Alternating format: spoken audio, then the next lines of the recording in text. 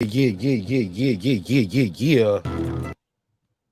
What the hell is going on? What do you mean by that? My back is broken.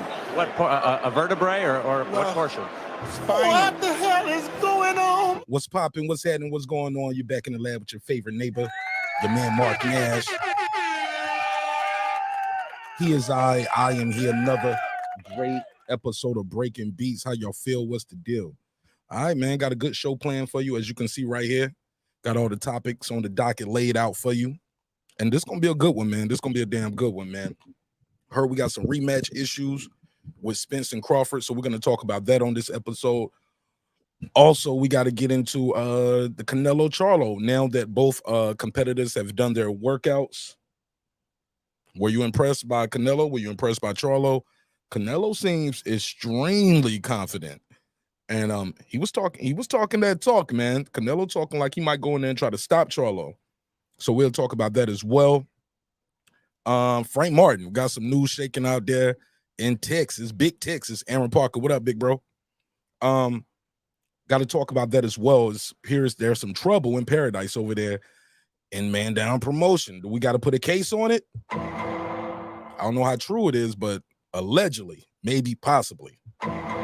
Frank Martin was not privy to his team agreeing to the price, and once he saw the price, he was like, I'm gonna need y'all to put some more I'm gonna need some more cheese on my burger. What the hell is going on? So we're gonna talk about that. Also, Andre does an interview, and he sounds pretty confident as well in this Benavides match. So we're gonna talk about that on this episode. So it's gonna be a good one, man. So tap in, strap in. If this your first time here, if you're new to the show, let people know what side of the earth you roam with the turf. Please drop your area code in the chat. Let people know where you're from. Other than that, let's run this intro. I see y'all in 5 minutes. Don't go nowhere. 5 minutes. And we're going to have a damn good show. It's your man Mark Nash, Breaking Beats. You already know what we do. We break down business, entertainment, art, technology, sports, and anything else you and I feel like talking about.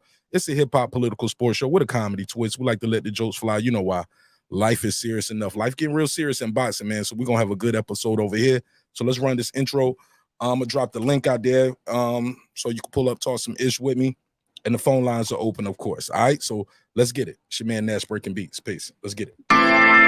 This is my passion. This is what I love to do. But some days, sometimes, I'm just like you, man. I hate this job. Damn, I hate this job. Damn, I hate this job. Damn, I hate my job. Damn, I hate this job. I'm just like you. Damn, I hate this job. Man, I hate this job. Man, I hate my job. From a good dream I awake, sun rays on my face, planning out my day, hoping this ain't the one that I catch a case. I feel so good, I feel so straight. My manager keep calling me saying, hurry up, you late. Hurry up, you lay off. Y'all, man, I hate this job. Man, I hate this job. Been trying to play it cool, but it's hard to play it off. I've been hanging on to this bush, cause my car still ain't paid off. I know I'm on my way up. My boy just got laid off, so y'all, man, I hate this job. Man, I hate this job. These hooks is so ratchet. These hooks is so sneaky. Y'all don't even really pay enough for y'all to only pay bi-weekly. I'm trying to double up my cash. Take this job, shove it up your ass. Yo, man, I hate this job. Sometimes I wanna say, walk in and slap my boss. This shit is getting hard. Damn, I hate this job. Gotta make it out of this struggle, bruh. And I don't really mean to take it out on you. You just a customer, but damn, I hate this job. Damn, I hate my job. Damn, I hate this job. Damn, I hate my job. Damn, I hate this job. Damn, I hate this job. Damn, I hate my job. Damn, I hate this job. We're the reason why your stockholders always stay afloat. Yet I'm asking, are they hiring? Like everywhere I go, schedule will say 9, but I think it's fine if I clock in at 9:04. I work 40 hours a week plus overtime just to be bro, so y'all, man, I hate this job. Hate that I applied. So much has transpired since the day that I was high. Told me I could advance, but you were telling me lies. Gotta give your notice before I quit, but you don't say shit right before I'm fired. Damn, man, I hate this job. Sometimes I wanna say, walk in and slap my boss. This shit is getting hard. Damn, I hate this job. Gotta make it out of this struggle, bruh. And I don't really mean to take it out on you. You just a customer, but damn, I hate this job. Damn, I hate my job. Damn, I hate this job. Damn, I hate my job. Damn, I hate this job. Damn, I hate this job. Damn, I hate my job. Damn, I hate this job. You and your procedures. You and your protocol. You and your policies. None of that shit don't apply to me. You and your quotas. You and your standards. You and your 2 sick days a year. Y'all niggas bananas. Wonder why the postman's posted with hammers. Going postal with Popo on camera. His wage got him enraged. Stressed out, it's hard to maintain. He flips the middle, grabs his. He said, if you don't get the picture, I quit, you ain't shoot. Mother, man, I hate this job. Sometimes I wanna say, walk in and slap my boss. This shit is getting hard. Damn, I hate this job. Gotta make it out of this struggle, bruh. And I don't really mean to take it out on you. You just a customer, but damn, I hate this job. Damn, I hate my job. Damn, I hate this job. Damn, I hate my job. Damn, I hate this job. Damn, I hate this job. Damn, I hate my job. Damn, I hate this job. Look, man, I hate this job. I put my pants on one leg at a time, just like you. I'm out here trying to take care of my family. Damn, I hate this job. It's not always glamorous, for real. But I do what I gotta do for me and mine, you know? Damn, I hate this job. Damn, I hate my job. Damn, I hate this job. Damn, I hate my job. Damn, I hate this job. Damn, I hate this job. Damn, I hate my job. Damn, I hate this job. Damn, I hate this job. Damn, I hate this job. Damn, I hate my job. Damn, I hate this job. I'm just like you, nigga. Damn, I hate this job. Man, I hate this job. Man, I hate my job.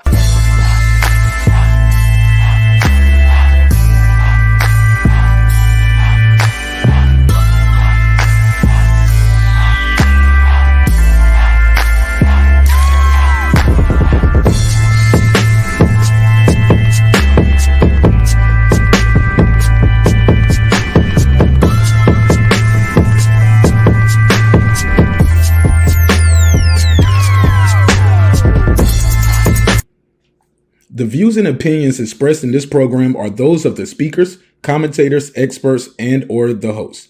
They do not explicitly nor necessarily reflect nor represent the channel's policy or the views held by the channel or broadcaster. The broadcaster or its channel cannot be held accountable for all or any views expressed during the program. Basically, if I didn't say it, don't come for me. You come for the person who said it. And please don't sue me for somebody else's words. With that said, let's start the show, motherfucker.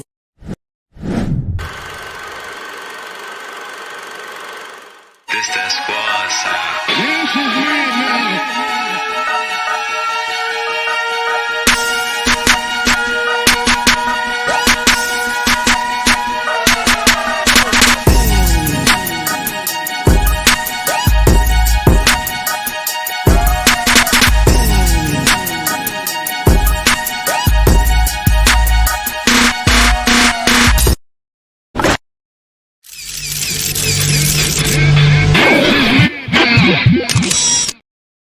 Yeah, man. What up? I'm still over here sharing. What the hell is going on? What up, though?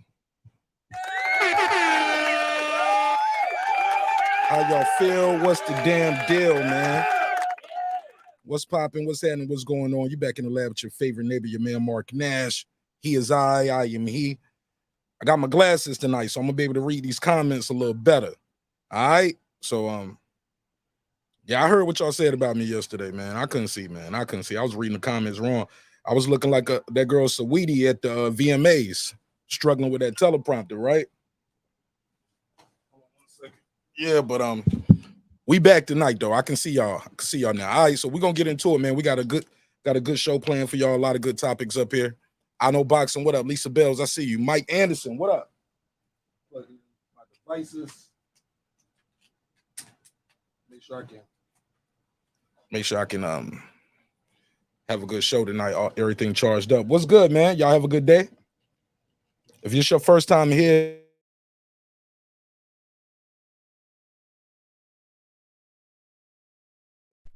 drop your area code. Let people know what side of the earth you roaming the turf if you're new here, all right? But we got a good show planned, all right? Let's get into it. Let's get into it early. Got to do a neighbors only roll call because without the neighbors, the show would not be the show at this level, and we well on our way to 17K. About 100 away. All right, so without further ado, let me do this roll call. I'm gonna jump right into the content. What do you mean by that? My back is broken. Spine, A vertebrae or what portion? Spine. I never heard. Because they want to change in their life and they want to change in their community. And we're gonna change this community one show at a time, baby. One show at a time. We're gonna change the community. What do you mean by that? These. All right, so let's take it from the top. Let's do this neighbors only roll call. And we're gonna have a damn good show. If God wills it, right? But I will not bury the lead on this one. We got to jump right into it. So let me get this roll call done. I'm gonna do a real quick roll call as possible, all right? Without all the extras. I am Cam Edwards. Deuce. Is that Stephen Brimley? Unbiased fan Brim Reaper. What up, though? What up, gangsta? Mike James 616. What up? Johnny Goodman. What's up, man? What up? Stone Tangerine. What up? Somebody said the music too loud. All right, I got you. Where we at? Stone Tangerine, stay mean. Big Hova, I thought I told you. Megazar, he got a dope dope album out called Diamonds Amongst Men. Check him out. Ace Retro, Ill Status Boxing, Patricia Shelton. That guy Eclipse 330 early. Stephen Bateman all the way in Australia. Mama, we made it down under. What up, gangsta? I know boxing. What's popping? Ricardo Johnson, Wanda Villa, the Orilla, Epoxy Magic, AJ, he don't play. Electro Jazz, they getting his bread. My boy T.Y. Stay Fly, Miguel Ramos on the mic with Terence Bailey Sr. What's up? What up? The XO Factory. My boy Dub, right side. What up, Dub? Mr. Golden, stay holding, aka the back end king. What up, gangsta? My boy LD, what up? What up? Girl behind the mic, aka Memory. What's up, Memo? What up? Shout out to John Norrie. He came to tell his story. What's popping with Major Key Boxing?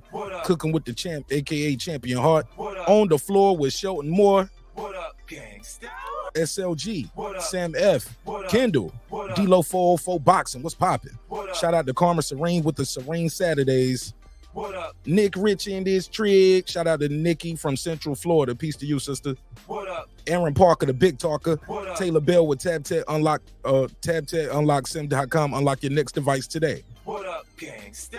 Transcendent Sports Channel, my Filipino brother from another all the way in Canada. Shout out to Canada. What up? Fistiana Fights, she just might. What up, gangsta? Jacob Sims, that's him. Haplo, let's go. DJ MFB, that's my boy Mike from Boston. What up, Boston? What up? Shout out to my sister, Miss Queen Sunkiss. Beyond the Ring with Nonito and Rachel Donaire, that's 9-time champion Nonito. On his way to the Hall of Fame, and we're going to walk with him every step of the way. What up, gangsta? True Media Today, USA Boxing. That's my guy, Coach Malachi Williams. What up, Coach? What up? Good show today, too, Coach. What up? Puro, What Food up? Revolution, a.k.a. Foodie with the Beauty. What up? KP from KC5. What up? Matt Wade, What up? Beyond Above Media. What up? Pittsburgh T. What up? SF City Slicker. What up? Rider of the Storm. What up? Hitter There. What up? Maddie Well. What up? Cliff Bailey. What up? Con Shawnery. What up? Lisa Bell, she never fails. What up, gangsta? HLD. What up? Cooking with Sir Senior. What up? D Bevel the champ. What up? And of course the big fish himself, my good brother Derek Lincoln. What up, gangsta? All right.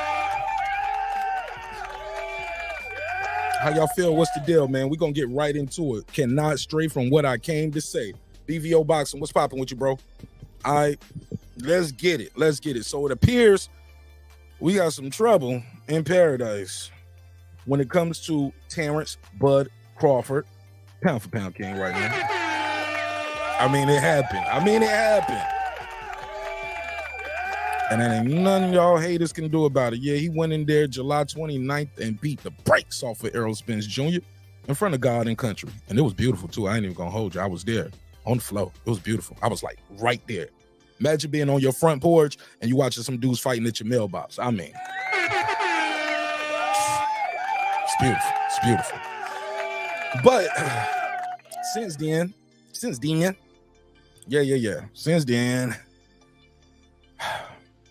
Errol Spencer's exercised that rematch clause. He said, I ain't done yet. I want some more. He said, I want some more. In the process, since then, what we've been hearing is Terence Crawford is actually trying to get a bite of the apple, which is Canelo Alvarez.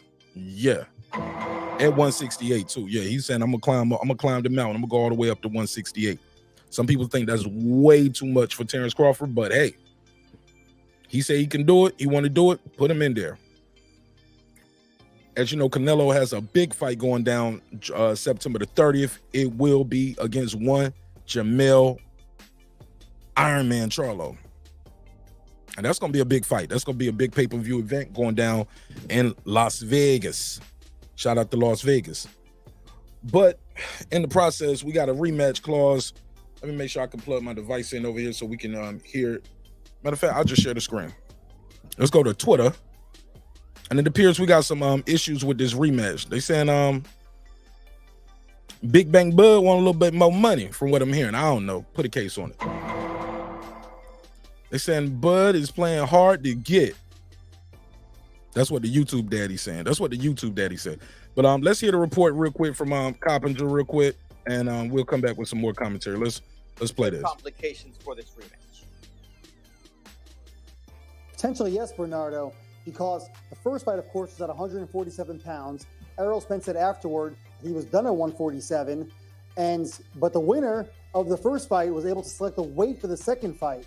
So it's going to be up to Terence Crawford. If Crawford wants to fight at 54, then no problem at all. If Terence Crawford decides that he wants Errol Spence to make some concessions to move the weight up, then there will have to be some sort of negotiation, and I can definitely see an issue there because, obviously with the rematch clause, the purse splits are all decided ahead of time.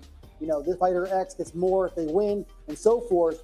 So I don't think it's going to be cut and dry to change that weight. Okay, let's hear that last part again. The rematch clause, the purse splits are all decided ahead of time. So the purse splits for the rematches are already set up. This fighter X gets more if they win and so forth. So I don't think it's going to be cut and dry to change that weight. Is that there are other... So it appears the weight is the issue. Some people are saying it was the money. Let me make sure I got the phone lines open too. But some people were saying it was the money. Terence wants more money. According to this, in the words of Pittsburgh T, that's not true. It appears the money is already set. The money isn't the problem. Sorry about that. From what I'm hearing, the money isn't the problem. The problem is the weight. And they're saying Terence gonna want some more money. If I gotta fight you at 154, you gotta pay me a little bit more. What do you guys think of that? I'm plugging this phone in real quick. I ain't mad at Terence Crawford. Like, I'm not. They was giving that man hell for years. For years. Let me make sure this is right. To my face. All right, my bad. Had to make sure we good over here. Giving the man hell for years. I'm not mad at him if he says, you know what? I'm gonna need a bigger bag for that. I'm gonna need a bigger bag. What's up, Brim? Lisa Bell said she saw an article on this earlier. Call in, Lisa. Let me know what you heard. Call in. Let me know what you heard. But I will say this. Give me 1 second. Gotta blow my nose. I don't want to blow no booger on y'all on camera. Hold on. But that's what I was hearing. It was the weight. I was hearing it was the money, not the weight. Somebody said he was getting the A-side split anyway. I don't know how the contract was. We don't know. Do you know that for a fact? Because I haven't seen the contract, Brother Styles. I ain't seen it. Never heard of it. Never heard of it. All I know is what's been told to me. But if what we're hearing is true, he wanted more money. Then somebody else said, no, it was what we're hearing now is not the money, it's the weight. Because think about it. Let's think about it this way. When have you ever heard of this scenario that's taking place right now? I fight you in a rematch. I beat you in front of God and country. Easy. One-sided ass whipping. Then I take my undisputed belts, put them to the side and say, yeah, I'll come up and wait and fight you again to make it easier on you. I never heard of that. It never heard of it. I never heard of that. This is new for me. But I wouldn't be mad at it. I wouldn't be mad at it but I'm biased though. I'm spoiled. I just want to see the fight. I just want to see the fight. I don't care about the weight. Yes. Martin Nash want to see this fight again. I enjoyed the first fight. I know a lot of y'all did not like that first fight. They thought it was too one-sided, wasn't competitive enough. Not me. I enjoyed it. But like I said, I'm biased because the guy I was rooting for won. Well, we don't know how much the split is, though, Brother Style. He said it was all in the contract. I didn't see the contract. Did you? I don't think nobody in my chat tonight has seen a Terence Crawford Errol Spence contract. Or no, we don't even know what the split was for the first fight. We don't know if it was 50-50, 60-40, 55-45. We don't know what the split was. We heard Errol come out and say, hey, I had to give him a little extra money to get the fight done. But we don't even know how much that was. He said it was more than what they had bet, and the bet was for $1 million. We just don't know. He said the fight was horrible. The woman won. What woman? I don't know what you're talking about. K. Moreira said it was a masterclass in boxing. I'll pay again to see that precision beatdown. Me too. I'm gonna pay for this fight. I'm paying for the rematch. Yeah, I got to. Oh, he said the wrong man won. I know, boxer, get off the gas. It never heard of it. How the wrong man win the fight? What are you talking about? The right man won the fight. It was no cheating. It was no corruption. I know, boxing, get off the gas. What are you talking about? Oh, your guy that you picked didn't win the fight. That's what happened. The guy you thought was gonna win didn't win. That's what happened. It's the way the cookie crumbles. We don't know, hey, Brother Styles. We don't, and the phone line is open. The phone line is open if you want to call in and voice your opinion. I can't go back and forth with the chat. I'll read it, I'll respond to it, but it ain't, I can't debate the chat. You know what I'm saying? But the phone lines are open. You can definitely call in. But we don't know what was in the contract, Brother Styles. Crawford beat Errol, man. The right man won. It was no cheating. It was no corruption involved. It was no egg weights. I don't want to hear about the weight drained. I don't want to hear none of that, man. In the words of Derrick James. Let me play Derrick James. What do you say? Hey, let me stop that shit. That's some dumb shit. Yeah. He said, I refuse to sit there and watch my fighter. He ain't your fighter. He ain't your fighter, bro. He's not signed to I Know Boxing Promotions. He's not your fighter. Take a beating like that again. And if he want to fight again, bro, let him fight. Put him in there. He want to fight again, put him in there. Who are you? Who are you and who is Martin Nash to tell him he can't go in there and fight again?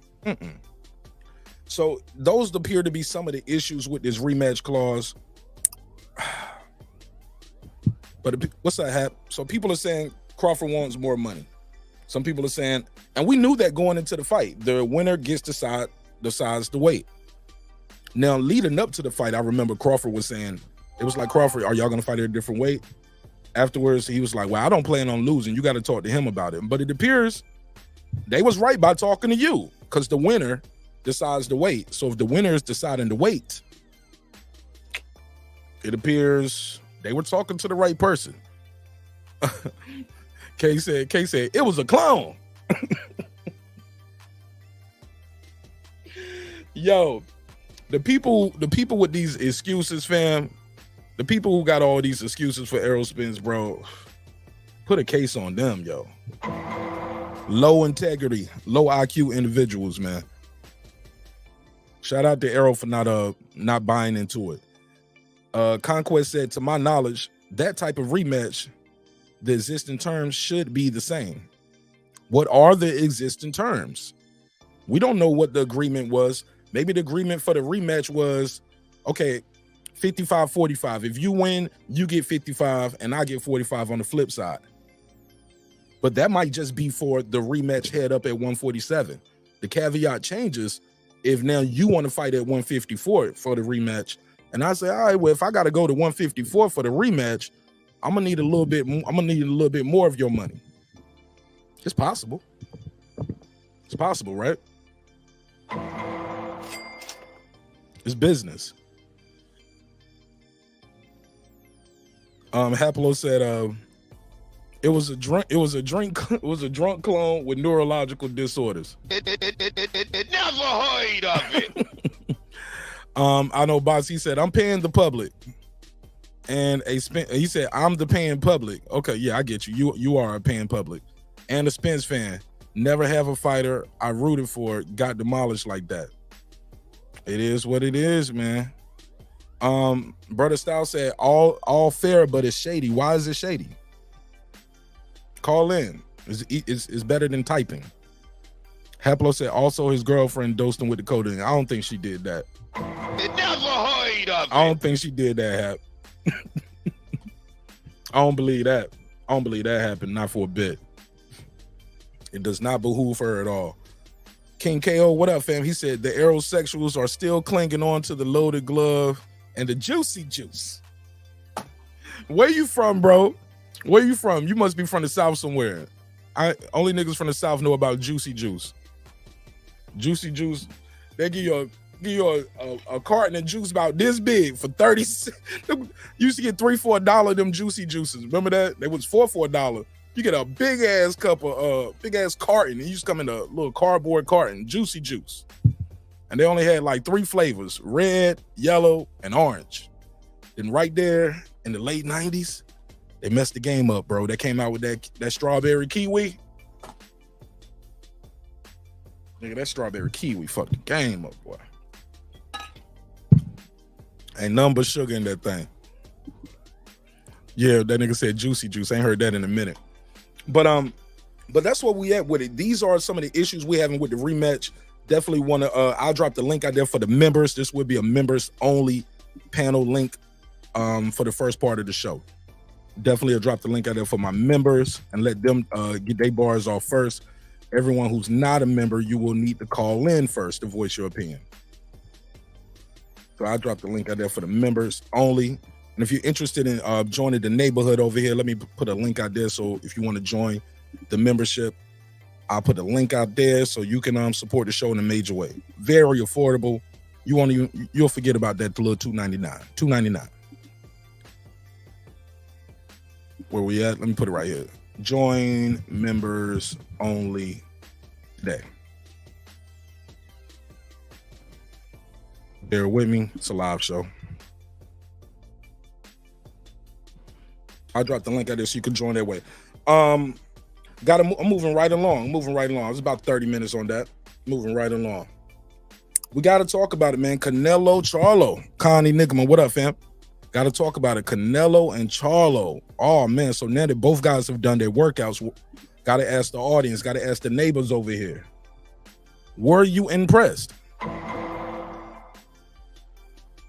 Were you impressed by Charlo? Were you impressed by Canelo? I'm gonna say it, man. I just gotta say it.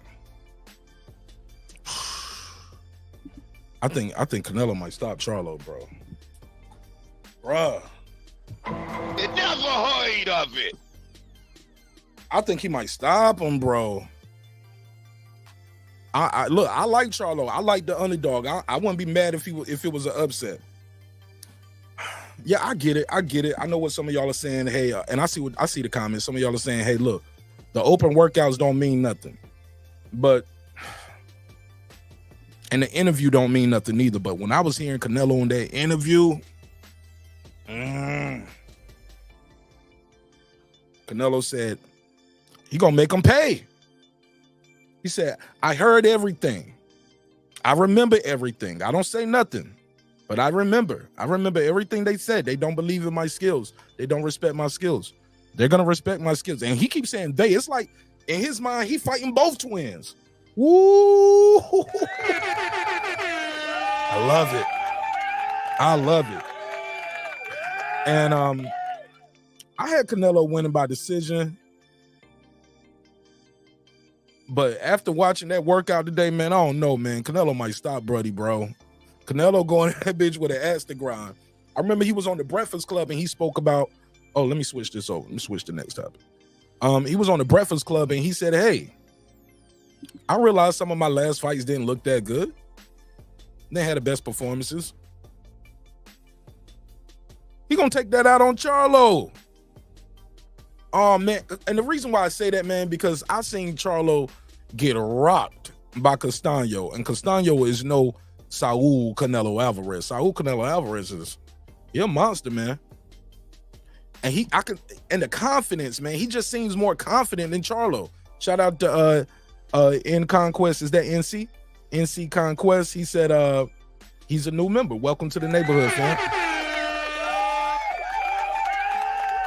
Welcome. I appreciate you. Thank you so much for your support. I appreciate it. I don't take it for granted. I don't take it lightly. But thank you again in a major, major way. Shout out to my brother Rod of the Storm. He said Canelo still holds grudges. I believe he does as well. He's not playing with Charlo, man.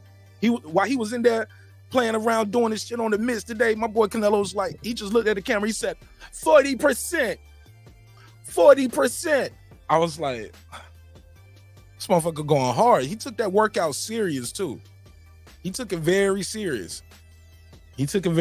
Man. And he was like, this is just 40%. He said, the guy was like, I hate to see what 100. He said, what does 100% look like? If that was 40, he was like, you'll see on the 30th, and he's gonna see too. He's gonna feel it too. Woo!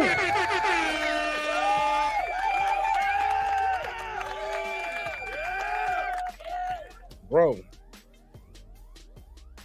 Canelo said his hand is better. He said all the issues I was having with my left hand, I'm better. He said I'm more confident because I can work my left hand now. I've been fighting with one hand. I've been injured for the longest. Canelo saying he's not coming to play with Charlo. Do y'all think this fight is gonna end with a knockout? Let me know in the chat right now. Let me see, KO or decision. Put a K for a knockout, put a D for decision. K for knockout, D for decision. Shout out to Foodie Revolution. What's up, sis? Let me know who do y'all think is gonna win this fight. But matter of fact, you don't even got to tell me your pick right now, because we're gonna do a prediction episode as we get closer to the fight. You don't even have to tell me who you think is gonna win now, because picks could change. But I want to know, do y'all think it's going to the cards or decision? Because we definitely gonna do a prediction episode. Karma Serene said decision. King KO. He got it by a knockout. I know boxing said a knockout. Food Revolution, knockout. She said, what up? Haplo said he got Canelo by stoppage. This is a silly fight. Pull up. Tell me why. Let me make sure I got the link pinned at the top. Again, it's a members only panel right now. Doing only members only on the panel. Everybody else got to call in. If you want to voice your opinion, please call in. The number's on the screen at the top in the bright yellow letters. 404-692-1766. 404-692-1766. Call in, voice your opinion. I put you right in the mix. Make sure I got that link pinned at the top, so I don't have to keep dropping the link all night. But yeah, Canelo just looked super confident. Like Charlo, when I see, and look, I ain't gonna hold you. If Charlo goes in there and win, I would be like, congratulations, brother. You upset the apple cart. Wish you nothing but the best. Just made history. There's nothing wrong with that. I would be happy for him. It would be like, to me, it would be like a changing of the guard. You would see, like, you know, Canelo, everybody said he was slowing down. Now we would actually see him slowing down. We would see Charlo take that, you know, move into the pound for pound conversation, because I think it's utterly ridiculous that Charlo is not already considered pound for pound top 10 in the world. Why not? I mean, not even top 15. They don't even have him in top 15. I'm like, y'all can name 14 fighters better than Charlo right now.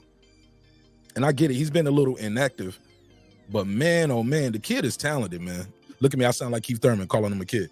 This man is talented. Man is super talented, explosive.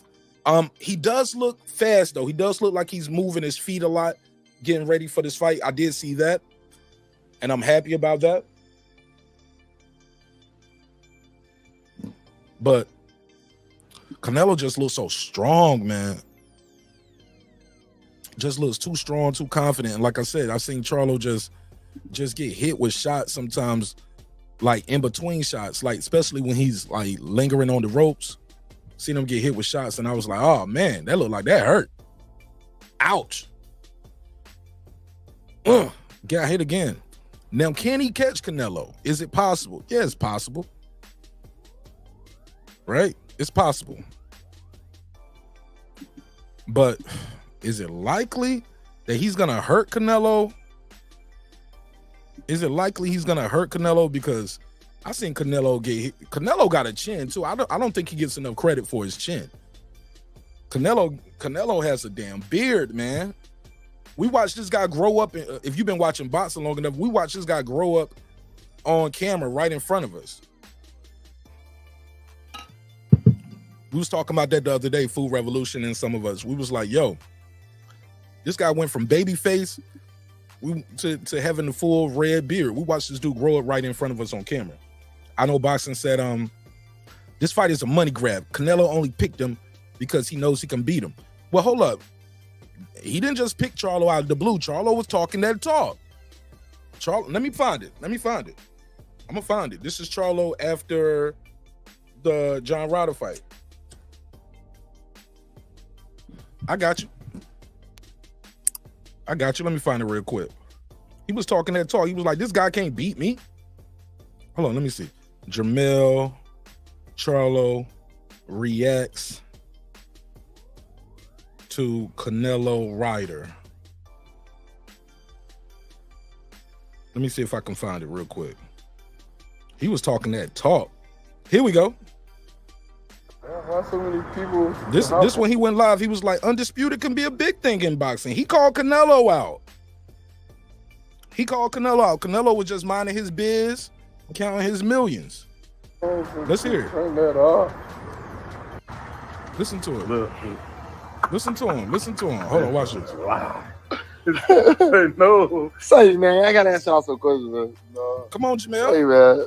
What we gonna? Bro, we kept the files, man. This stuff don't go away. The internet is forever. Yeah. Don't get to me. Don't piss me off. Don't piss me off. I just let y'all see.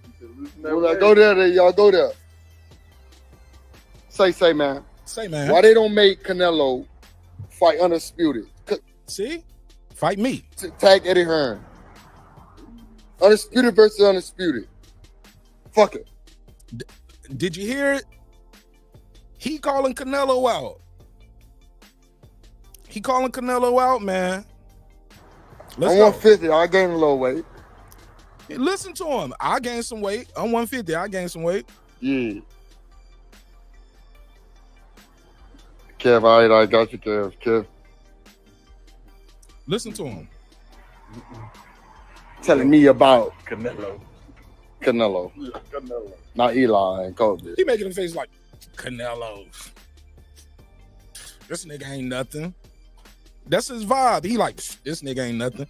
He asked for this Canelo fight. And whatever happens, I don't want to hear nothing about where he was too small. Man, these dudes be calling Canelo out, then they get their ass whooped, and then they got all these excuses. Nah, man. I don't care about the weight. We here now. This September, bro. What's today? It's officially September 14th on the East Coast. He got about 2 weeks, bro. Judgment Day cometh. He was talking this shit online. Let me play some more of this. He was talking this big shit online. Oh no, he gonna have to back it up. Even Canelo said, I was suspecting him to talk more talk. Man, it is different when you standing in front of that person, bro. Just like y'all in the chat. Niggas be talking in the chat all day. That link is different. This camera is different. Calling in, that shit different. Because now you don't just get to type it. You got to defend it. You get a little pushback, pause. You know what I'm saying? Somebody going to challenge your opinion. Challenge your narratives. A lot of people don't like to be challenged with their thoughts and opinions, their narrative. They was like, I just want to type this in. See what's gonna happen. Homie might have just hit that live button and signed a check. Signed, you know, y'all know how I go. What they say, writing checks that your ass can't cash? Whew. Excuse me. Let's play some more of this. Like, nigga, don't fuck with me, nigga. Ooh, he talking that shit right here. She said it's not different. Oh, it's different, Carmen. It's definitely different. I see it all the time. I watch niggas curl up like butterfly shrimp. It's different on that in the chat versus being on the panel. It's definitely different talking on the IG. Then you got to stand in the ring and fight that man. I'll gain the weight. I'll come up to 154. All right. I mean, I'll come up from 154 to 168. It's different. It's different. Like, for real, let me show y'all what it is. Why y'all don't make Canelo versus Charlo? Fuck y'all talking about, nigga. Somebody put that shit together. Little Charlo will fight anybody. Nigga, I ain't never done no smoke, nigga. I'm telling y'all, he called for this, man. Yeah. But Jessica, what up? Undisputed versus undisputed. Could be a big thing in boxing. That could be a big thing in boxing. Shout out to Amira. She did a spoof of this. She was like, it could be a big thing in boxing. Shout out to Amira J. Yeah, lie, man. Yeah. Come talk some shit. Coach, get on there. Get on this kid. Oh, yeah, my nigga light. I'm sorry. Sitting in the backyard. Big Coach Guzman. We out here chilling, man. Just thinking about some shit. Fuck it, nigga. That bitch can't beat me with that shit. His last performance, that bitch can't beat me. That's what I remember. That's what stood out to me. That bitch can't beat me. Looking at his last performance, that bitch can't beat me. That's what Jamel said. He called for this fight, man. He asked for it. He asked for it and got it. I don't think he thought he was going to get the fight. Just thinking about some shit. Fuck it, nigga. That bitch can't beat me with that shit. His last performance, that bitch can't beat me. Yo. That's all I want in life. I just want to show a little bit of y'all that I do exist. Motherfuckers, stop playing with me. Stop playing with me. Ellie Hearn, go put that Charlo shit together. The other Charlo gonna get him. I don't give a fuck. I already accomplished it all. Shit, that he ain't get right, nigga. It knock him out and come back and knock the other motherfucker out, because that's all the way I won. I'm only destined for what I did. You feel me? I won. Hold on, y'all hear this, man? He talking that talk. He talked more on the Instagram Live than he did at the press conference. You never heard of it. Come on, fam. He was talking that talk on this IG Live. And then he in front of the dudes like, I mean, Canelo's a hell of a fighter. I mean, nah, he ain't got the same energy. What up, nigga? Cal said something. Kevin Britt, I gotta get out of here. They told me, PR team told me I gotta get off the phone. Yeah, cause I really would say some shit, but and I don't know why. I mean, I heard Danny Garcia fighting us like he live. I'm finna win. I'm finna win only in best this year. I'm a promoter. He's on the promoter. Big time. What do you think? God damn. I'm cooking up some sauce over here. I'm strong as fuck. I train every day. Don't stop playing with me. Let's go. Yeah. Tell that hater keep hating. Let's go. I'm here. H-Town, Texas. This how the H-Town look. Yeah, this how the H-Town look. Oh, yeah. Shout out to Big Charlo. Nigga crib looking like a resort. Nigga look like he at a resort right now. Shout out to Houston. I'm good over here in H-Town. Shout out to H-Town. Hanging out by the pool. Hearing a dog's whistle. Big Doverman. Gonna get bit. All the belts. I see you, Kev. Yeah. And I've been holding it down for the Charlo. Y'all know what it is. Yeah, man. I know boxing. Canelo knows Charlo coming up 2 divisions won't be strong enough to hurt him. Why not fight Benavides, Morrell, or Andre? Hey, look, I wanted those fights as well. I wanted to see him fight Benavides. I was not happy about this fight. I made it very clear, in no uncertain terms. This wasn't the fight I wanted to see. It wasn't the fight I wanted to see, but this is the fight that's in front of us. This is the fight that's signed, and both guys agreed to it. Both guys agreed. Can't get mad at that. I can't be mad at it. Listen to him, bro. He called for him. He called for this, man. So I don't want to hear about where he was too small. He can't hurt him. Hey, look, Canelo fought bigger guys that wasn't hurting him, though. He fought guys at 175. Bivol beat him, but I never saw Bivol really hurt Canelo during that fight. Did you? Anybody? Anybody? I don't recall Bivol having Canelo doing the stanky leg, hurting him. Canelo's talented, man. The kid is talented, man, and he works hard too. Cause that workout we saw today, like he said, that was 40%, and was beasting in there. He took that workout serious. Nigga was jumping rope for like 15 minutes, shadow boxing for another 10 minutes, hitting the pads, hitting the aqua bag. Canelo works hard, man. Canelo works hard. He ain't just get here by accident. I'm just saying, bro. But Charlo does as well. Charlo didn't get hit by accident. Y'all quiet as hell out there tonight. Did anybody other than me see the Canelo Charlo workouts this week? Anybody? Nobody saw that shit? Was anybody impressed? Now, granted, I saw Charlo before he started. Derrick James was like, don't show him too much. He said, they trying to look for something, we trying to look for something, so don't show him too much. And so Charlo's like, so just hit the bag a little bit, dude. He's like, yeah. And he whispered something else. I couldn't hear the rest. But this fight is gonna be a big fight, whether we want to see it or not, whether it was the fight we asked for or not. This is the fight that's in front of us. First guest in the building, Haplo. Welcome home, brother. How you feel?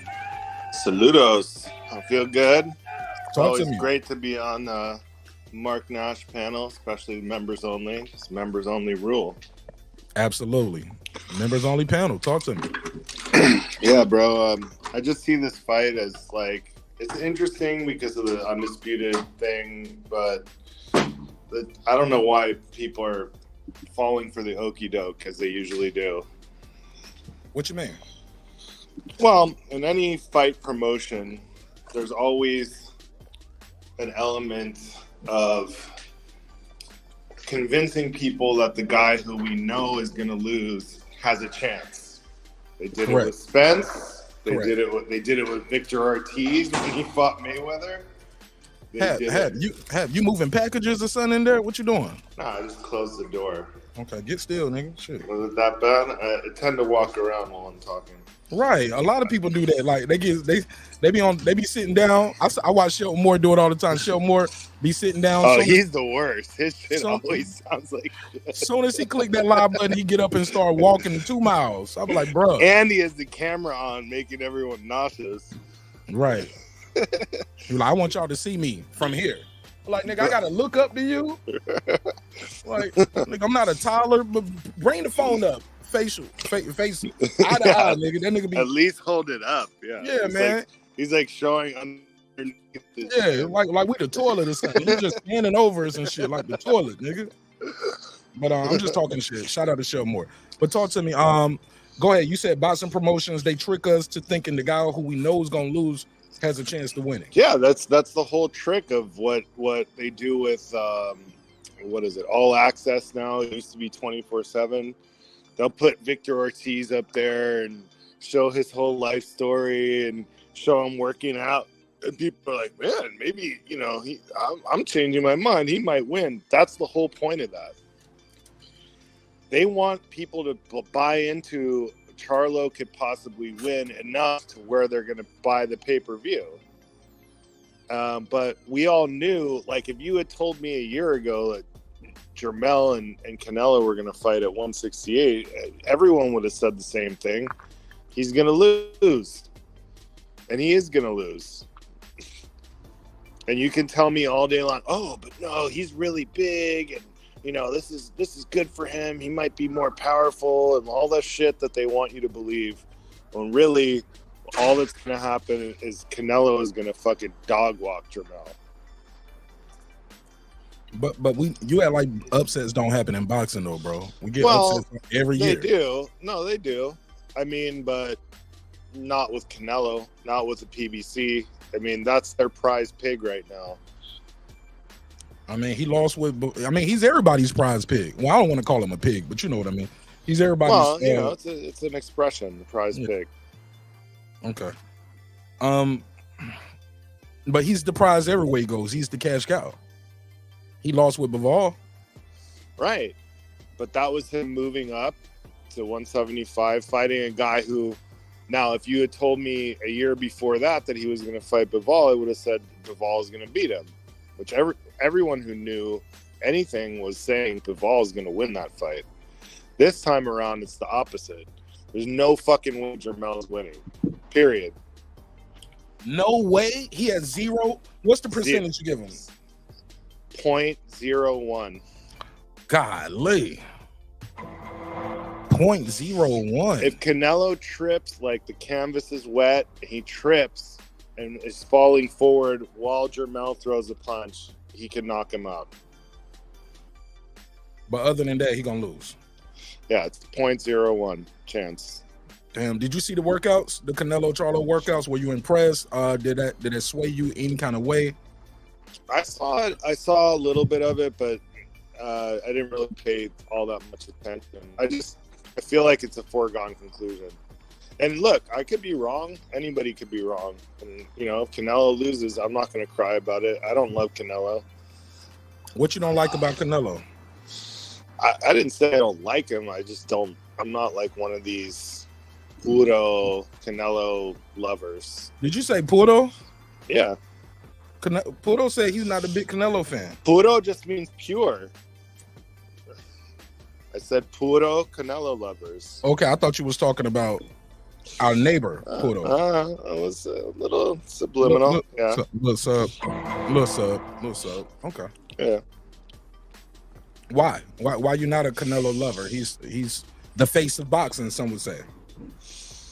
I think he's done very well for himself, and he's accomplished a lot, and I respect that. But I've never been all that big of a fan of his, like, you know, where I love him like that. I'll criticize him where the criticism is due. Hold your thought. Let me take this call. 410, you got the flow. Tell them your name, where you from. What's up, Mark? It's Jerry. Turn the TV down in the background, Jerry. There we go. There it is. Down. Jerry the Terror Tasker from Baltimore. Talk to me, man. What's your take on this topic? Charlo can definitely win this fight. What? I don't know what people... yeah, he can definitely win, man. Size is not that big of a deal in boxing. People make a huge deal out of it, but if you listen to the fighters, 9 times out of 10, they will tell you height and reach. Now, this is in relative parameters. I mean, you can't put a featherweight in against a light heavyweight, right? Right. But when you look at, and I said this right from the jump when this fight was announced, and Charlo went up 2 weight classes, I said, weight is not, and size is not going to be an issue in this fight. And when you see them 2 men standing together, it's very clear. Canelo is not bigger than Charlo. If anyone's bigger, and I don't mean just taller, it's Charlo. Only difference between the two is Canelo, who I've always viewed as a blown-up junior middleweight, he just went up in weight, whereas Charlo stayed where he was at, where he was the champion, and he cutting the weight. Now, I firmly believe that Canelo can still make 160. And I think if he wanted to drain down, like, say, a Benavides or a Devin Haney, he probably could still make 54 if he really wanted to. Thing is, he doesn't have to. A, he doesn't have to because he's already the cash cow.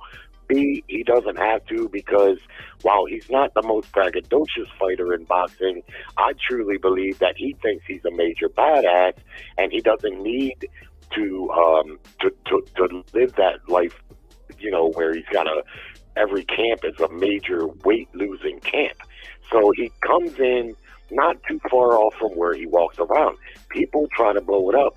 Oh, he walks around at 200 pounds. No, we see Canelo in between fights. I ain't never seen him with a gut. He's always in pretty good shape. Size not going to be a factor. If he beats Charlo, he's going to beat him because he's the better fighter. But if Charlo goes in there with the right mentality and he's highly conditioned, he can definitely win. But that's a big if, right? Those are big ifs. Because I think Plant went in there with the right mentality, and he had a good game plan to stick and move and use his boxing ability. But you see what happened. The pressure wore on him, and by the 7th, 8th round, he even knew things were closing in on him. And that's what Charlo's got to try to avoid, the mental pressure of knowing, hey, I done hit this little motherfucker with everything, and he keeps coming. And then obviously you got to be highly conditioned to match your game plan with that. And I believe Plant was in good enough condition, but again, the mental pressure got to him more than anything. And then that's problematic because Canelo can punch. So if you get mentally weak in the second half of the fight, you start questioning your fatigue level, and you start questioning things because you ain't been able to make this guy punch. I don't see Charlo stopping Canelo, though. I mean, that's the thing. He's going to have to put on a massive performance to win, you know, and knock the king off his throne. But I think he can do it. Okay. Haplo, you want to respond? I think Haplo said he got to Sure. return. I would love to respond. Let all the audience members who are listening, especially the members, remember Jerry Tasker picked Spence to beat Crawford. His analysis is ass, and he doesn't know shit about boxing. He's basically giving you exactly the political bullshit that I was just discussing with Mark before he jumped on, where I was trying to tell people, like, they're going to try to convince the morons that Charlo actually has a chance. Jerry just gave you all the points right there, very concisely. Good job, Jerry. He gave you all the points very concisely of why Charlo... No, I didn't interrupt you, brother. Just let me finish. He gave you all the points very concisely of what they're going to try to feed you to get you to believe in this bullshit fight. Charlo has no chance. Well, no, not no chance. 0.01% chance of beating Canelo. It's not because of the size. No one said anything about size, Jerry. It's because of who's a better fighter, who's been in the ring with more competition. You broke up that last part. You said better fighter been in the ring. You're breaking up. That's what happened when you start walking around while you're on the phone. You're breaking up. Go back to where you was at. Guys who have... Can you hear me? Can yes, you hear sir. me? Go ahead. Yes, sir. Go ahead. Yes, guys sir. who have lateral movement, guys who have great defense, guys who tend to be more negative than positive. Charlo under Derek James has the same stupid game plan as every other fucking Derek James fighter, which is come forward, try to work the body, and then go up to the head. And if he does that with Canelo, he's going to look exactly like James Kirkland did, my friend. And everything... You're breaking up again. You're breaking up. Get still. Can't walk and talk. You're still. Last thing we heard is everything. You say he's going to get beat up like James Kirkland. What was the last part? I said, thank you very much. No, you said something. You said he's going to end up like James Kirkland, and you said something after that. You start breaking up. And then I said, thank you very much, and I retire. Go ahead, Jerry. Yeah. He sounds like a guy that's watched maybe 10 fights in his life. See, so it's hard for me to really converse with him because he's a guy that hasn't watched enough fights to know that upsets happen routinely in boxing. You see, nobody picked Ruiz to beat AJ. He was a 22-1 underdog. Teofimo Lopez, Cambosis was a 14-1 underdog. You can look at those fights and point things out to say the guy had no chance. yet it happened. This is boxing. It's not the WWE. It's not prescripted. Jamel Charlo is not some scuttlebum. He's a good fighter, an athletic fighter. Game plan is going to be key here. As far as Spence and Crawford, yeah, I got that one wrong. But the fact is, lots of people picked Spence to win that fight. I wasn't alone in that. And Mark, you know, I was 50-50 on the fight. And I said that several times. But that's besides the point. I've been wrong. You was 50-50 on Spencer-Crawford? Yeah, and I said that on your show several times. That, you know, one day I would think Crawford was going to win. He lied. He lied. True to false. No, ain't no lie. That's the truth. He lied. But in the end, I picked Spence to win, and I was wrong. So what? You ain't never been wrong picking fights. You didn't just pick Spence. You broke it down. You told us all exactly how you thought it was going to go, just like you're doing right now. I said it was going to be a 50-50 fight. That's what I said. You broke it down. No, you didn't say that. No. You picked Spence. So right now, I'm breaking down your lack of boxing knowledge. Now, I'm picking Canelo to win this fight. But my point is, Charlo can win. What the odds will be, I'm not sure. What his chances are, I'm not going to speculate. But I'm not going to sit here and act like this is Canelo fighting James Kirkland again, a washed-up nobody. Ooh, that hurts. Yeah, not only could Jamel Charlo win this fight, guess what? Bud Crawford could also beat Canelo. Yes, he could. Yes, absolutely he could. Now, will he? I don't know, but he could. We're not talking about Bud Crawford. We're talking about Charlo. We are? No shit. I know you can only think like one thing at a time and you can't multitask, but, you know, I'll try to keep it, you know, I'll dumb it down for you if that's what you need. Yeah. Bottom line is he can win the fight. Everything you say is already dumbed down way below my level, bro. That sounds like it, bro. Sounds like it. Okay. Yeah, he ain't got shit, man. He don't know shit. Bruh, that's his biggest, that's the main word in his vocabulary is bro. Maybe he love you like a brother. Well, you're like a retarded older brother from a separate father that I have to see at like the family picnics. Oh man, it's getting hot in here. Okay, bro. Round one is getting hot in here. Talk to me, unbiased fan. What's your take, man? Jerry, stay on the line with me. Stay here, Jerry. I think I might be in the middle of these guys. Well, I ain't gonna say I'm in the middle because Jerry kind of clarified his position. Charlo does have a chance. There is a way to victory for him. What is it? Yeah. Huh? What is his path to victory? His path to victory is activity, early activity, utilizing his range, and actually also picking his shots. He don't want to get into a firefight with Canelo and leave himself open for counter shots. So he's going to have to pick shots wisely, keep them on the outside, and do that during the early rounds.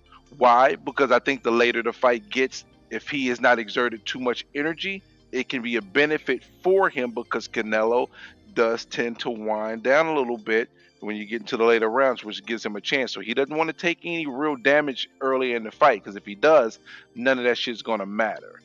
But the key thing that, for me, just when it comes to Charlo, the reason why I just can't say, hey, Charlo will win, it's just the in-fight adjustments, man. That's the number one key component for Charlo having a chance to win this fight, is in-fight adjustments. He has not shown me he's been able to do that in his previous fights, and that's why I cannot pick him. He has a chance.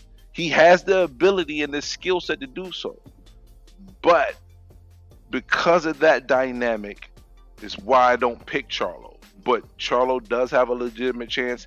And I see people belly aching. You know, people have been belly aching about the Benavides. And at one point in time, you was upset about this fight, and you felt like Benavides, you should fight Benavides. Yeah. But I've always felt this way. I do believe Benavides has earned his shot to fight Canelo. But I think many people overvalue Benavides, and as of right now, if we just look at them as a blanket resume or a blanket fighter A, fighter B, he would just be another guy as of right now. Now, hopefully, he gets his opportunity to show otherwise, but right now, he's just another guy. And you know, I mean, it's a fight I want to see. It's a fight I want to see, period. But right now, if he decides to take the Bud fight over as a second fight instead of Benavides, is everybody going to be up in arms? We'd be like, hey, go get him. Go ahead, Hap. Yeah, go ahead, Hap. And then we'll go back to Jay. Yeah, I mean, both of them keep saying, like, Charlo can win. Yes, he can win another fight, not this fight. He's not going to win this fight. I love it. He cannot win another fight, not this fight. Yeah, and look at Canelo is acclimated to the 168-pound division. The guy hasn't been rocked since 2009 when he fought Jose Cotto at 154. Right. That's the only time we've ever seen him really look a little bit hurt, and he still won the fucking fight by knockout and didn't go down. He's taking punches from Triple G. He's taking punches from fucking Kovalev. He's taking punches from Danny Jacobs.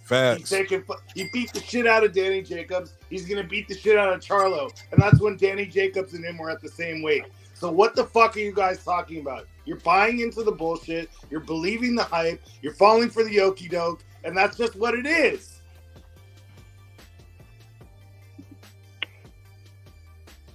Jerry? The more this guy talks, the more it's clear that he don't know shit about nothing, man. He didn't beat the shit out of Danny Jacobs. Did you actually watch that fight? He won the fight. Yes, I did. Did you? Oh, yeah, I did. And if you think he beat the shit out of him, it just confirms that you don't know what the Did he beat him? Did he beat him? Know what an ass whooping looks Did he beat him? Did he beat him? Did I say that he beat him? Did he beat him? him? We know that he won. We know that he won Danny the fight. Jacobs? Did you say he beat Danny, or did you say he beat the shit out of him? You said he beat the shit out of him. It's called hyperbole. Look it up.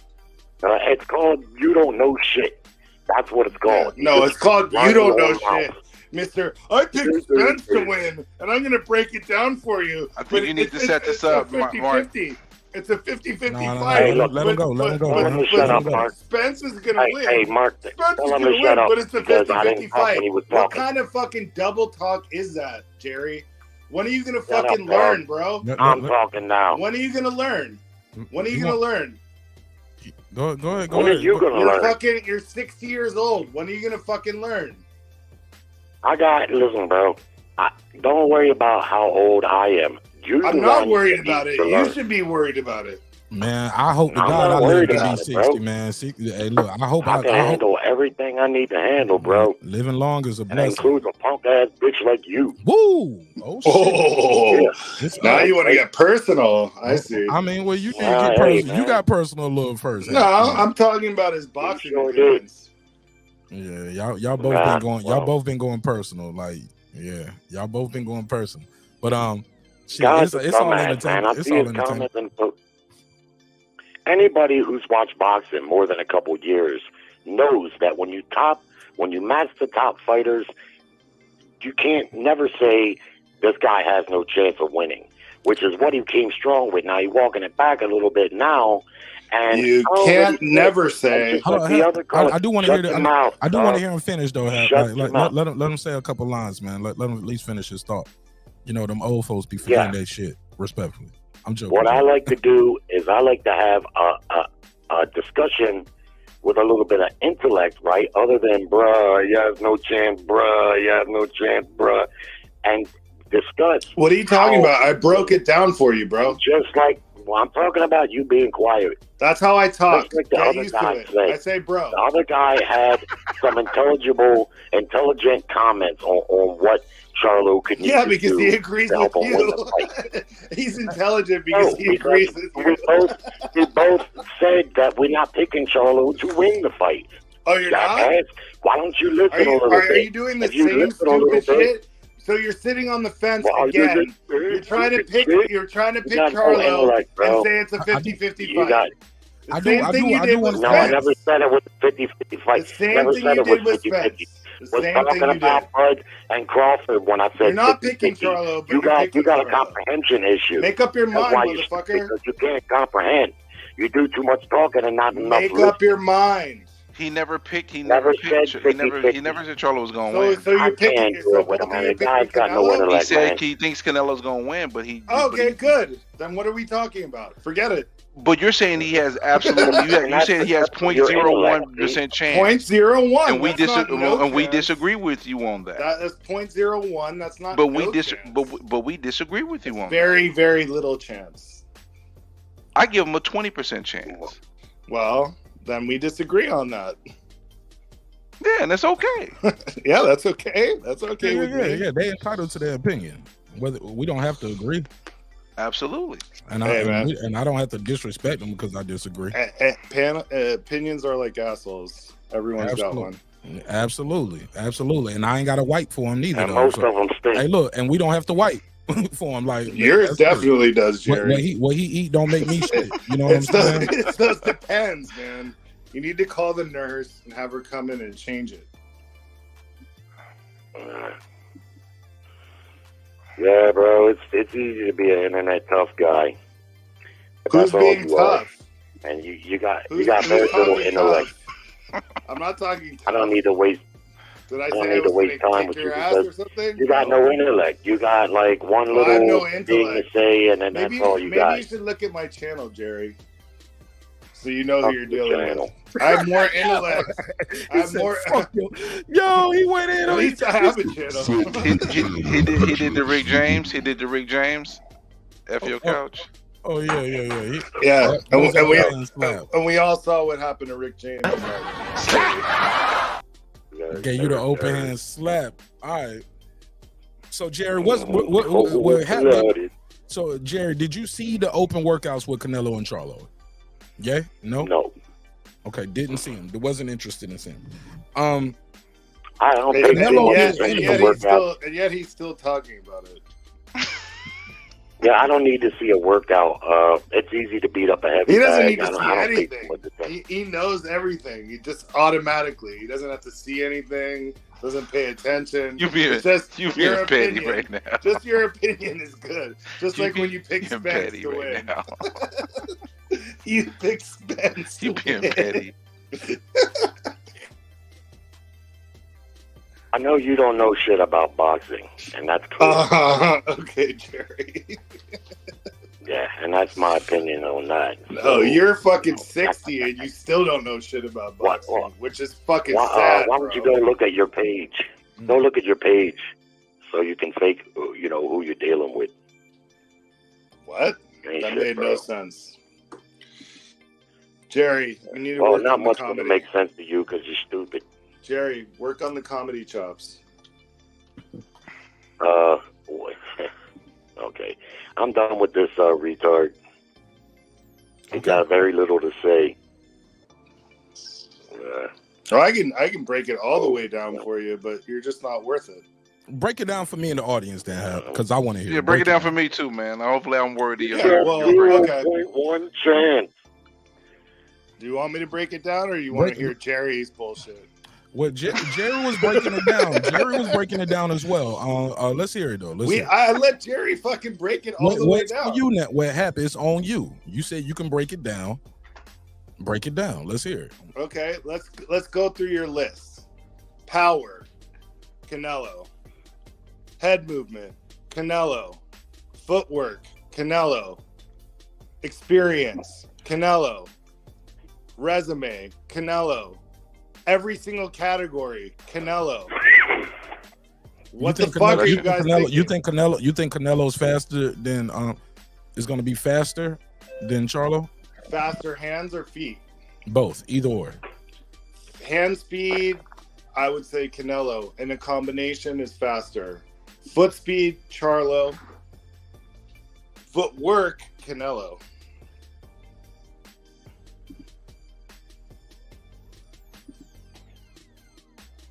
I mean, it's just better, and he's acclimated to the weight. Basically, you're saying he's better in every statistical category. Pretty much, yeah. Except Karma giving you the Except side for- eye. Karma except for said foot head speed. movement, Canelo. Yeah, head movement. He has great head movement. He's developed that. Hold up. His last 3 fights, that head movement has been missing. That's the thing. That's why people have been questioning, because his head movement's been listening. And missing. and foot speed. Foot speed. Fix the. Hey, I already y'all said.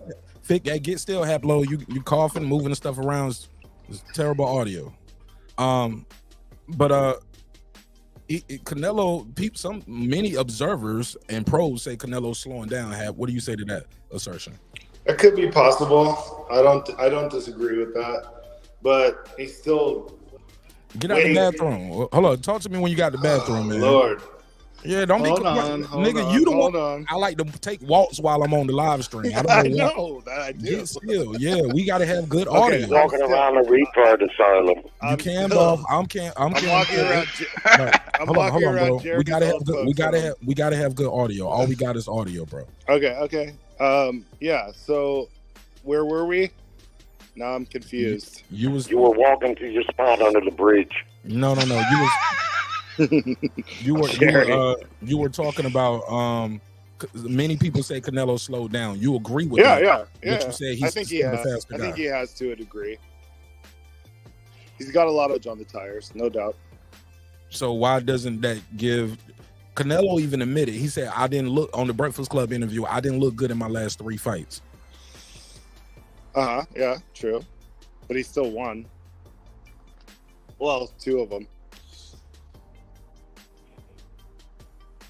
Good cleanup there.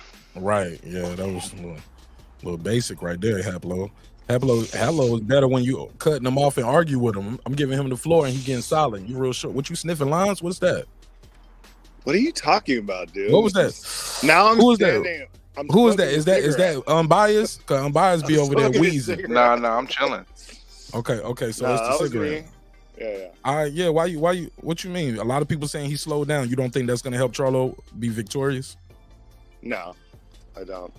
Why Charlo's not? Charlo's just not good enough. He's just not good enough to beat Canelo. You're breaking up, bro. Breaking up, bro. I'm standing in one spot right now. I'm just telling you, man. Don't get. Hey, look, relax, bro. If I'm telling you your audio bad, I'm not telling you that to fuck with you. I'm telling you that because it's true. No, I'm not doubting you. I'll tap back in. I'll jump back in a second. But can you hear me now? Okay, you clear now. So he lost 2 fights on his road to undisputed at 154. And you think he's gonna beat Canelo, who's a great fighter.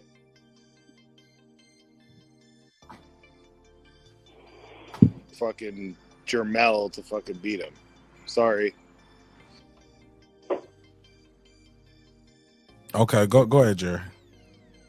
Unbiased. Well, I mean, fighters lose all the time, bro. I think to walk things back a little bit, it should be clarified what the other caller and what I'm also saying is, and I said in the first when I first replied, if Charlo loses to Canelo, it's going to be because Canelo's a better fighter.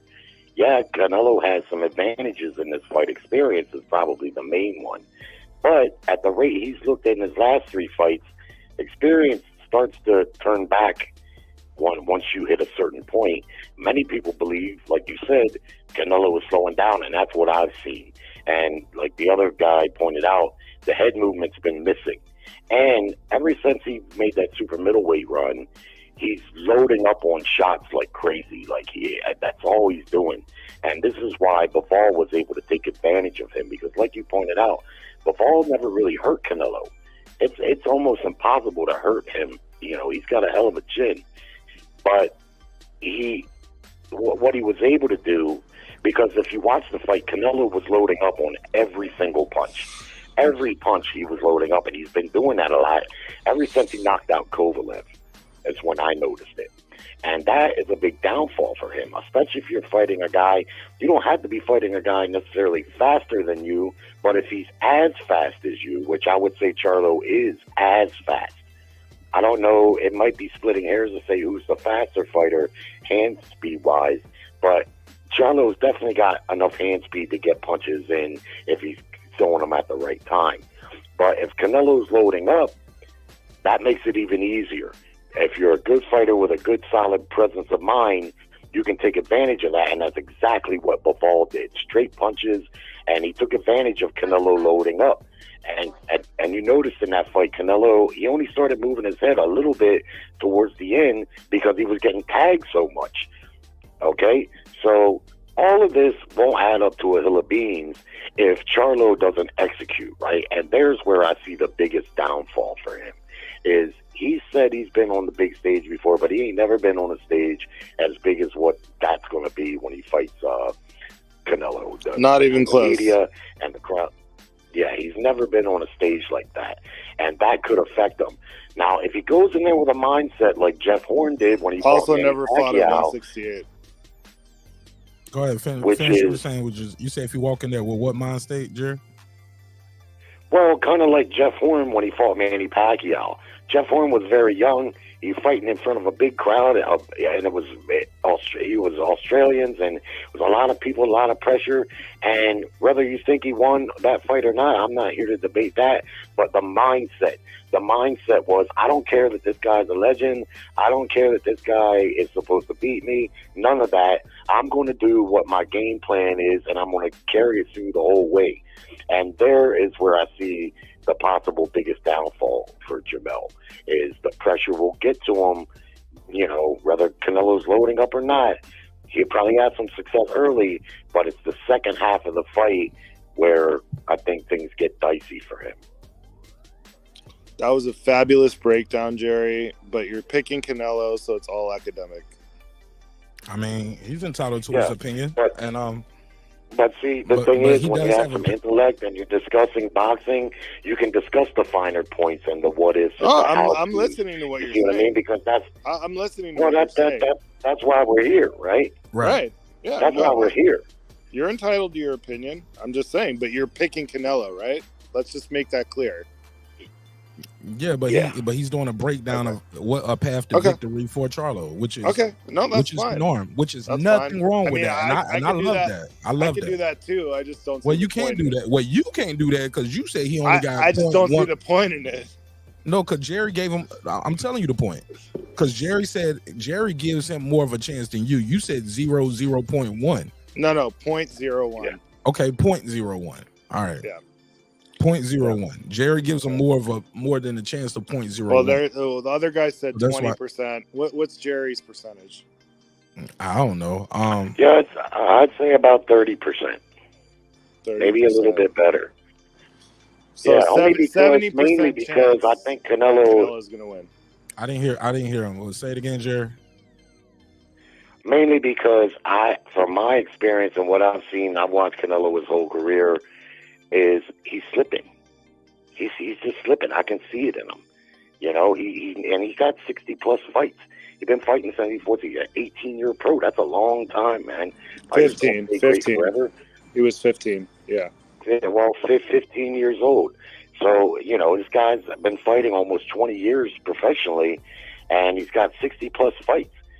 It's reasonable to believe that he'd be slowing down, and that can happen incrementally to a point where you see 10% in this fight slow down, another 10% in the next one, but then in this one, without much foresight, it could be more.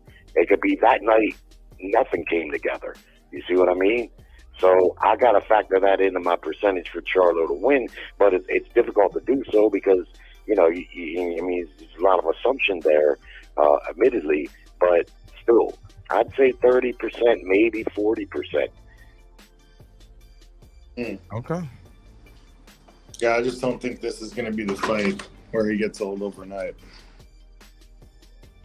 Jerry, you mentioned something that made me think about something. And by the way, call me Brim or unbiased, not other dude. Do me that favor. It's all right. I can't see your name because I'm on my phone. Sorry. No Sorry, doubt. No Brad. doubt. It's all right. No worries. No worries. All right, but something you mentioned and said he fell in love with his power in the Kovalev fight.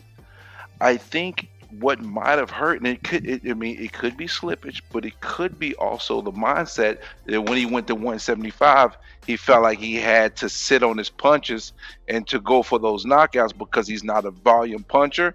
And because of that, I think he might have got set in some ways. And the things that he did against Daniel Jacobs, he hasn't done in his last 3 to 4 fights. He didn't do that against the third Triple G. He didn't do that against Bivol.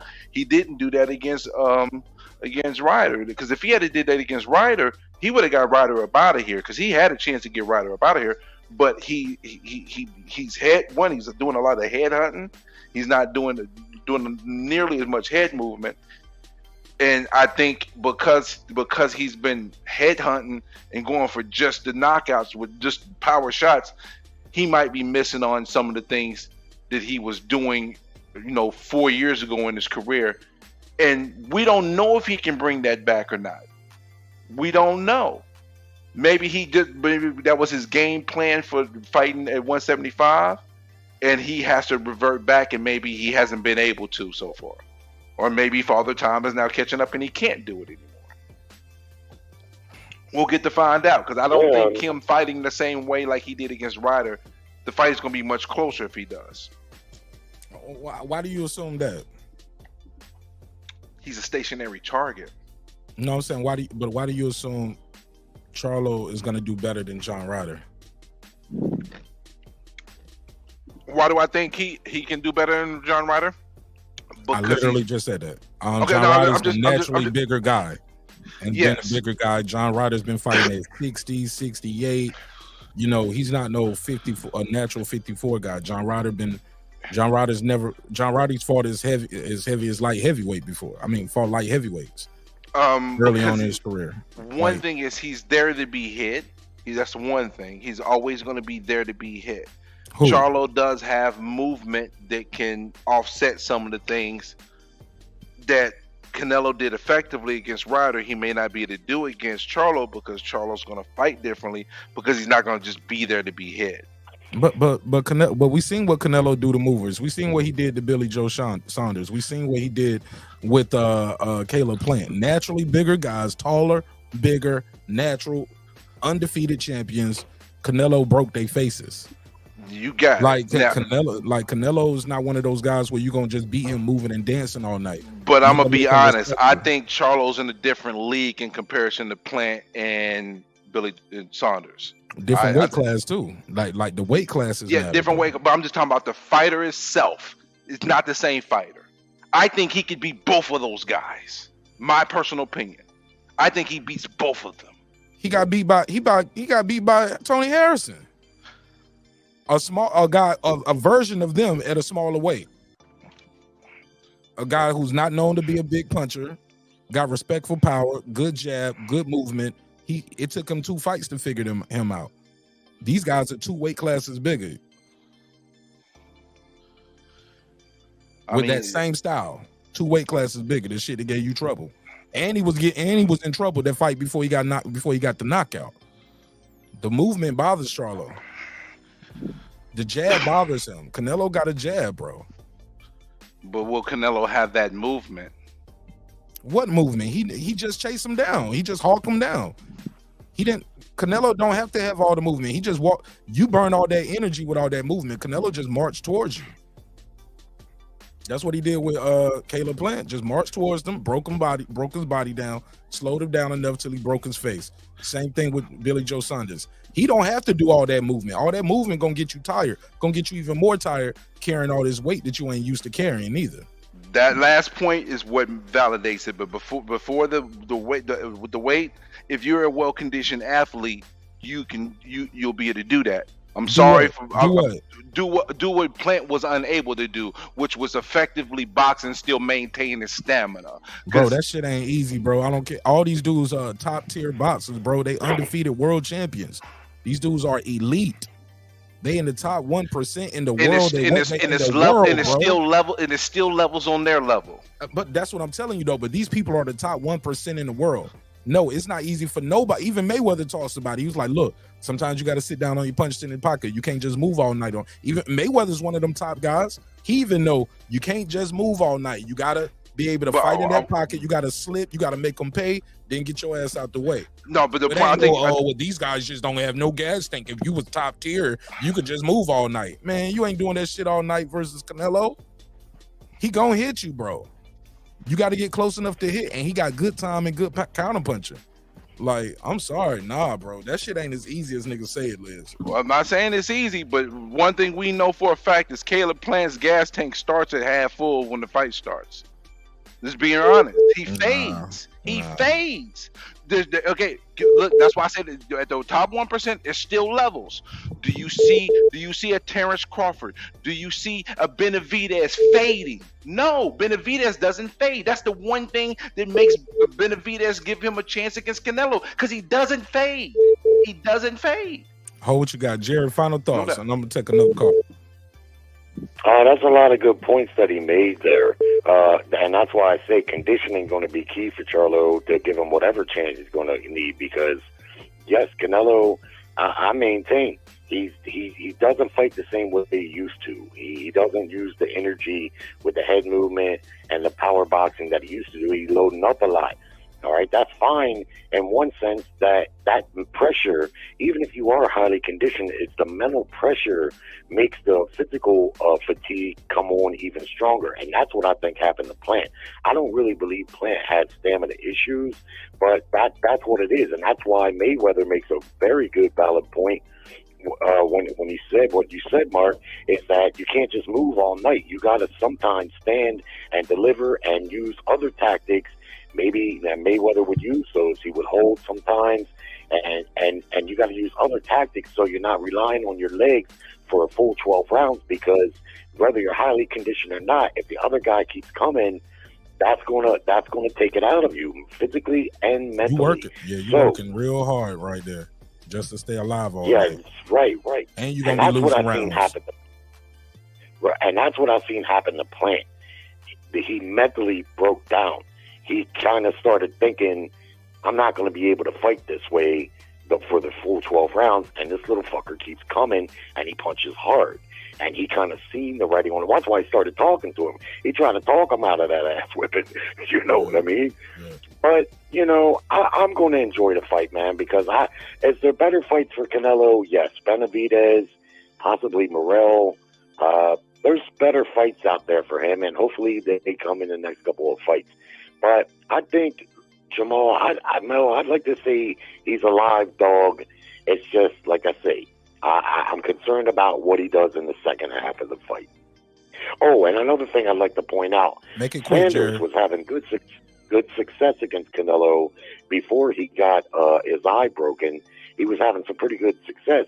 And Ryder came close to being stopped in that fight a couple of times. Really, really close. If you remember, if you watched the fight, I mean, he hung tough in there, and he was a tough dude, but he came real close to getting stopped a couple of times. All right, appreciate you, Jared. Thanks for calling in, bro. All right, thanks. All right. You're welcome. Good call. I want to say a couple things real quick before I go back to Brem and take another call. Let me give my boy Ryder the Storm. Thanks so much for supporting the show in a major way. Let me give him the drop. I got 5 on it, 5 on it.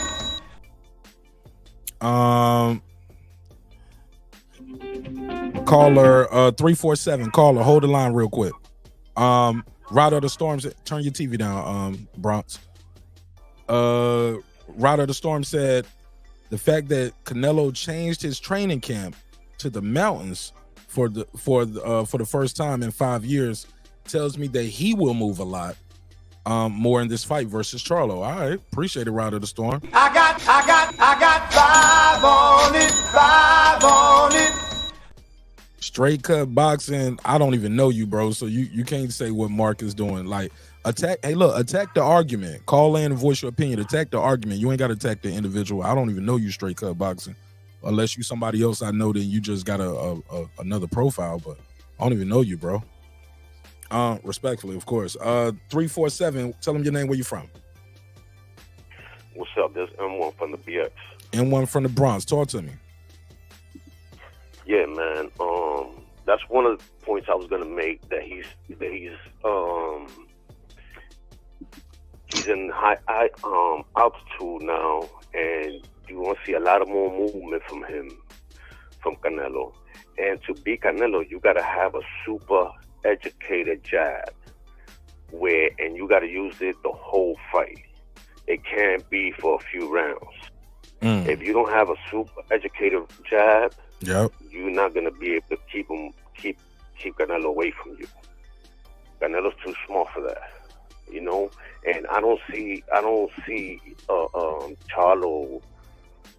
you know, throwing so many jabs from so many different, you know what I'm saying, ways.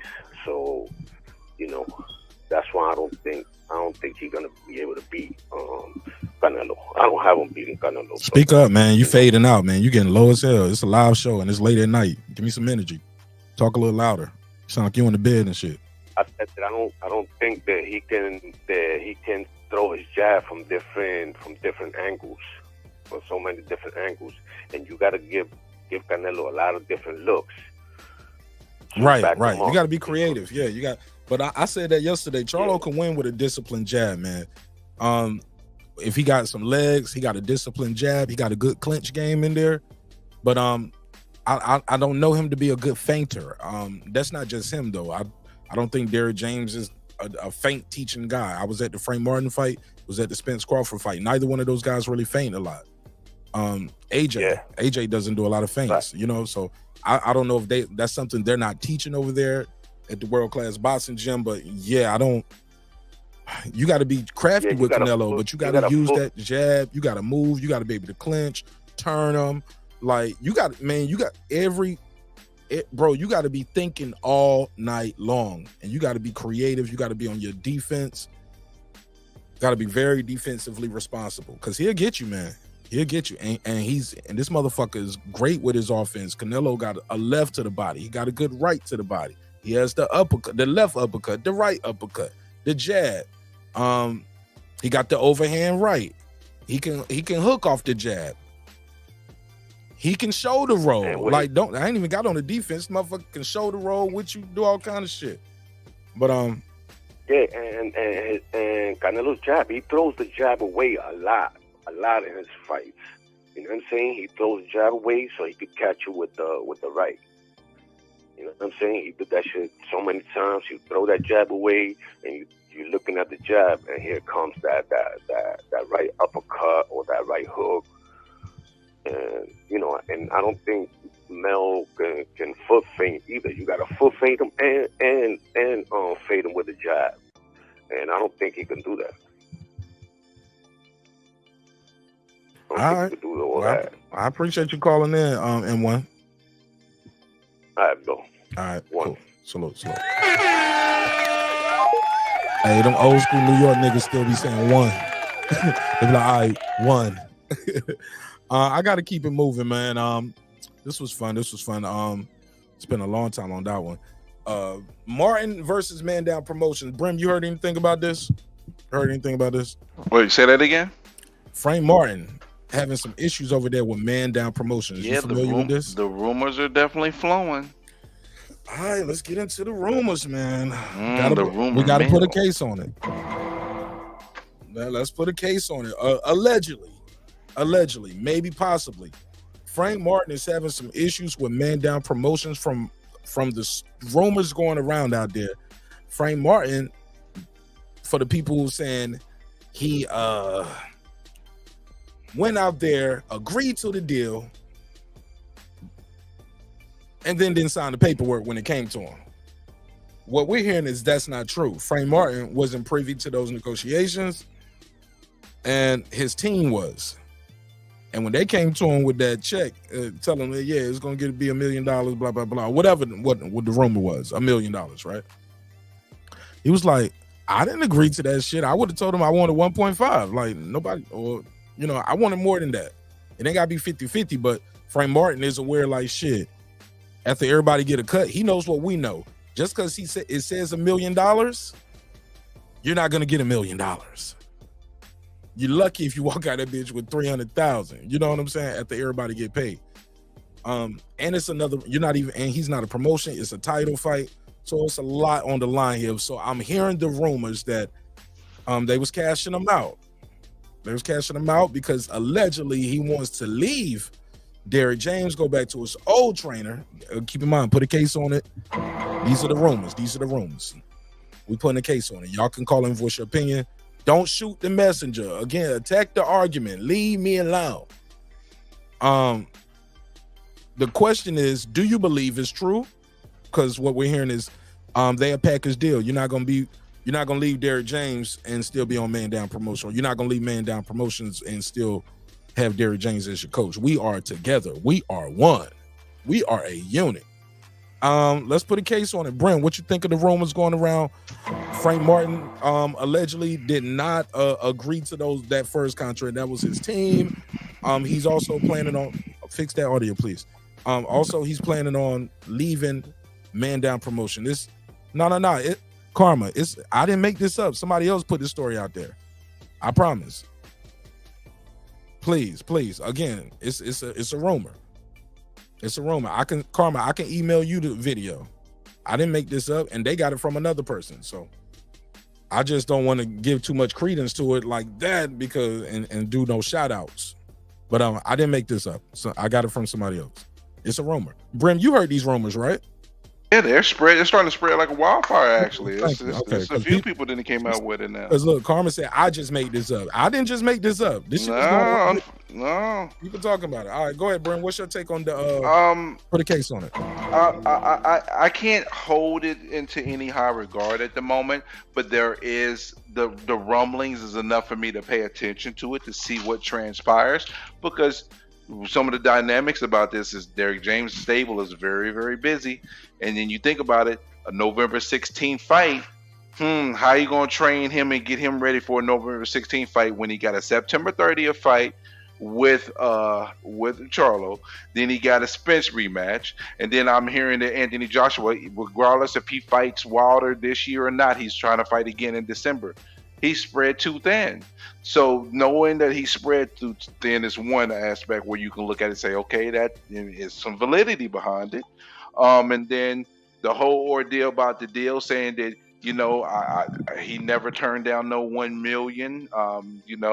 He and all the back and forth in regards to him and Shakur, I don't want to say this, but it gives me a little bit of the Ortiz situation with Joshua. It gives me that vibe, even though Ortiz never even knew of the offer out there was rejected. So it's not the same, but it's giving me that vibe a little bit. But we don't know till we know. I mean, that's an opportunity that's gone down the wayside for Frank Martin, which, he's almost 30. I think it would have been a great opportunity, win, lose, or draw for him. But this is why I say sometimes as a fighter, you got to stand up for your own career if it's something that you really want. And unfortunately, he didn't get the fight, and now De Los Santos has a chance. And that fight is equally as good because De Los Santos is not a game. He ain't no punk. It's not a walk in the park. That's going to be a good fight. It's going to be a good fight because that boy got power. Yeah, man, he got more than power, man. He got skills, too, man. That motherfucker can fight, bro. Yeah, he can fight. And he coming to fight. And he coming to win, too. It ain't no he just ended to be there. But but to stay on topic with this rumor going on, without getting too far and talking about the Shakur and the Santos fight, because we still got a ways for that. Yeah. This news right here with Martin and Man Down Promotions. Do you think he's trying to leave Derrick James, or he's trying, or you think he can he just leave? I don't even think he can. Can he just leave like that? You can leave a trainer. You can leave. No, a I'm trainer. talking about the promotional company, Man Down. Is it? I just don't see Errol, Spence, TGB, Showtime putting all that money into Frank Martin because they have invested in him.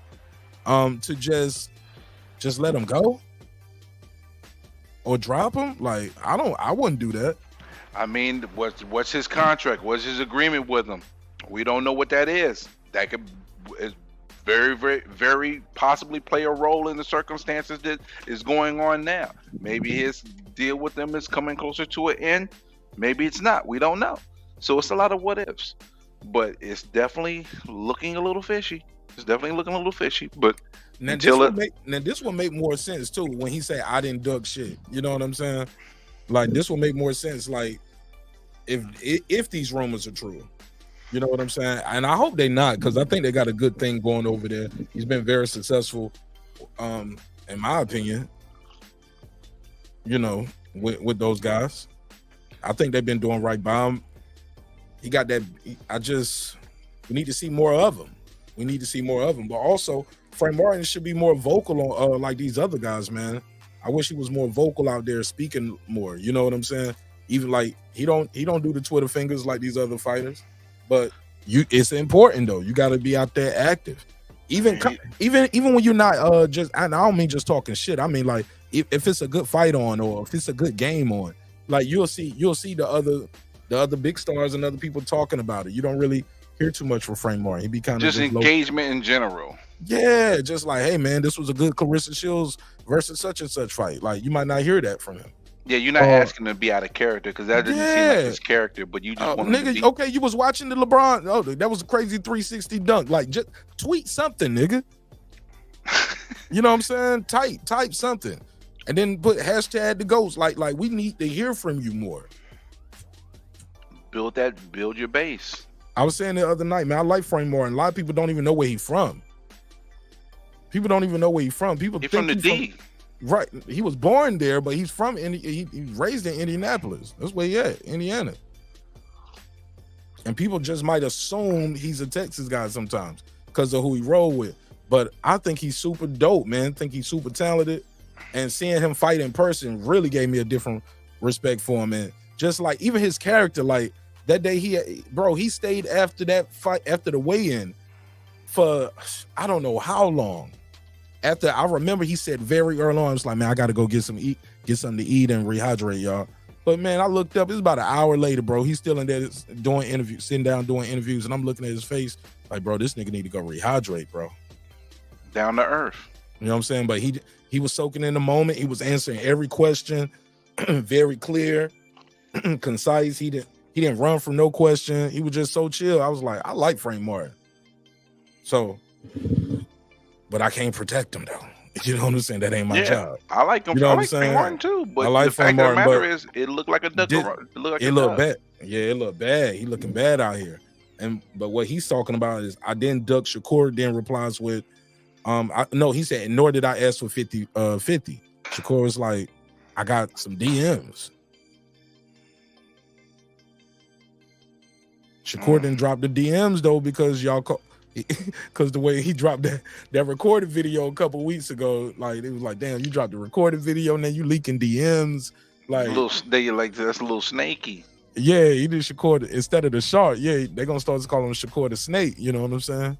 They're like, nigga, you ain't no shark, you a snake, nigga. I ain't sending you nothing. I gotta talk to you in person and check you for wires. Yeah, cause you slithering out here in these streets. Right. That's how people would look at it. But because they judged him before because they didn't like the sneaking recording shit and leaking it. But y'all saying I'm lying. I'm telling y'all the truth. This man lying. I got the info. I got the DMs. You know, at this point he don't screenshot them. Save that. Yeah, he got that shit locked and loaded. You know what? Now when I look at Shakur, I'm gonna be thinking the New Jersey Drive. New Jersey Drive. He up here grimy out here in these streets, huh? Man, I think he's protecting his name though. He keeping receipts on niggas. Like he kept. I don't look at him as no snake. I like Shakur Stevenson, man. I like that. That's the thing. I like all of them dudes, except T.O. I ain't a big fan of T.O. no more. I'm not a fan of T.O., but boy, I respect his skills though. I respect his skills. His skills is real. I respect this position, and I respect his craft. Yeah, so it is what it is. But as far as but Haney, Shakur, Frank Martin, Ryan Garcia, I like all of them dudes, man. Not a fan of Ryan Garcia. Yeah, I like all of them. I like the personality. I like the character. He be doing too much. He be doing too much capping, and it's almost like Ryan reminds me of like a guy like if this was hip hop, right? He's like a rapper that like he ain't about to kill the verse, but he got a dope ass hook. You know what I'm saying? He gonna put him on the song for the hook, but he ain't gonna have the best verse. on But the record. problem is not. But the thing is, though, his albums do. That's the problem. His albums do, bro. You can't just get by with just hooks. You gotta drop whole verses. There we go. Well, how about this? He sells. How about that? Matter of fact, okay, this gonna be bad. Ain't nobody gonna like this analogy, but I got a feeling now where you fuck it. Here we go. Here we go. I'm about to go there. Fuck it. Here we go. If this was music, Ron Garcia would kind of be like Nelly. No. Nelly has staying power. Hear me out. I'm sorry. On a song with like Nas, Jay-Z, Jada. You get what I'm saying? Big Pun. And then we got Nelly right here. Nelly ain't about to do nothing on this song with these dudes. You get what I'm saying? But he's gonna be catchy. He's entertaining, and the girls like him. You get what I'm saying? That's Ron Garcia. I hear your analogy, but you're a little bit off. You want to know why? You should have went one step down. He's more like Chingy. Nah, he's yes, because Chingy sold a lot for one record. He's like Chingy. We'll see how long you last around. Yeah, you know what? You might be right around there. That might be it, man. Fuck. Chingy had a spark too. Chingy had a spark when he started. We'll see how long Ron Garcia is. All right, but there we go. That was it. That was my little hip hop analogy. I know some people ain't gonna like that one, but I tried it. You sure did, sir, and I commend you for your attempt. Cool Revolution said, and he going home with their girlfriends. She said, I liked Ron Garcia before he quit. I will never support him with my money again. With Foodie, I'm gonna buy one of them his next fight if it's on pay-per-view. You can watch it with me for free. Look at that, good brother right there. She's a member to the neighborhood. You know, I got you, Foodie. We gonna still support him. We support all these dudes. I love these dudes' skills, man, and what they doing out here. This shit ain't easy, man. It's easy for the computer, the laptop, and the phone. Ty, pull back up. Ty, you got kicked off earlier. I was trying to bring you on. I saw you sitting in the whip, and then you just dropped off. The phone call went a little long. My bad. I'm sorry. This beatings I took in sparring at the young, ripe age of 20. It's definitely not. It's not easy. Right. And most of these dudes been doing this shit since they were 7 years old, man. Like if we was like, just like when you watch basketball and these dudes and these football dudes, they've been playing basketball and football since they were 7 to 8 years old. Most of these guys, the boxing is the same way. You get what I'm saying? This is what they do, man. They are built different. What they do. They built different mentally, man. It's like it's very. That's why it's rare when you see guys start boxing at 16, 17. You know what I'm saying? Grown men learning all about like, and they usually don't fare that well. It's very rare. It's for every George Foreman and Deontay Wilder, it's a nigga that's somewhere brain dead somewhere. You know what I'm saying? Talking to you slow at the warehouse, and you don't know why he talks slow. They're like, yeah, he tried to be a boxer for a little bit. Yeah, he fucked up now. That nigga on the forklift. Come on, man. Everybody cleared the lane when that nigga driving that day. Like, nigga, George on 8. Go to 9. We don't even put nobody on the aisle with him. That nigga slow as fuck. Don't got his ass beat up trying to start boxing late in his career. Because boxing, man, this shit is not easy, man. This is not easy. But hopefully this shit ain't true with the Frank Martin. What's up, Ty?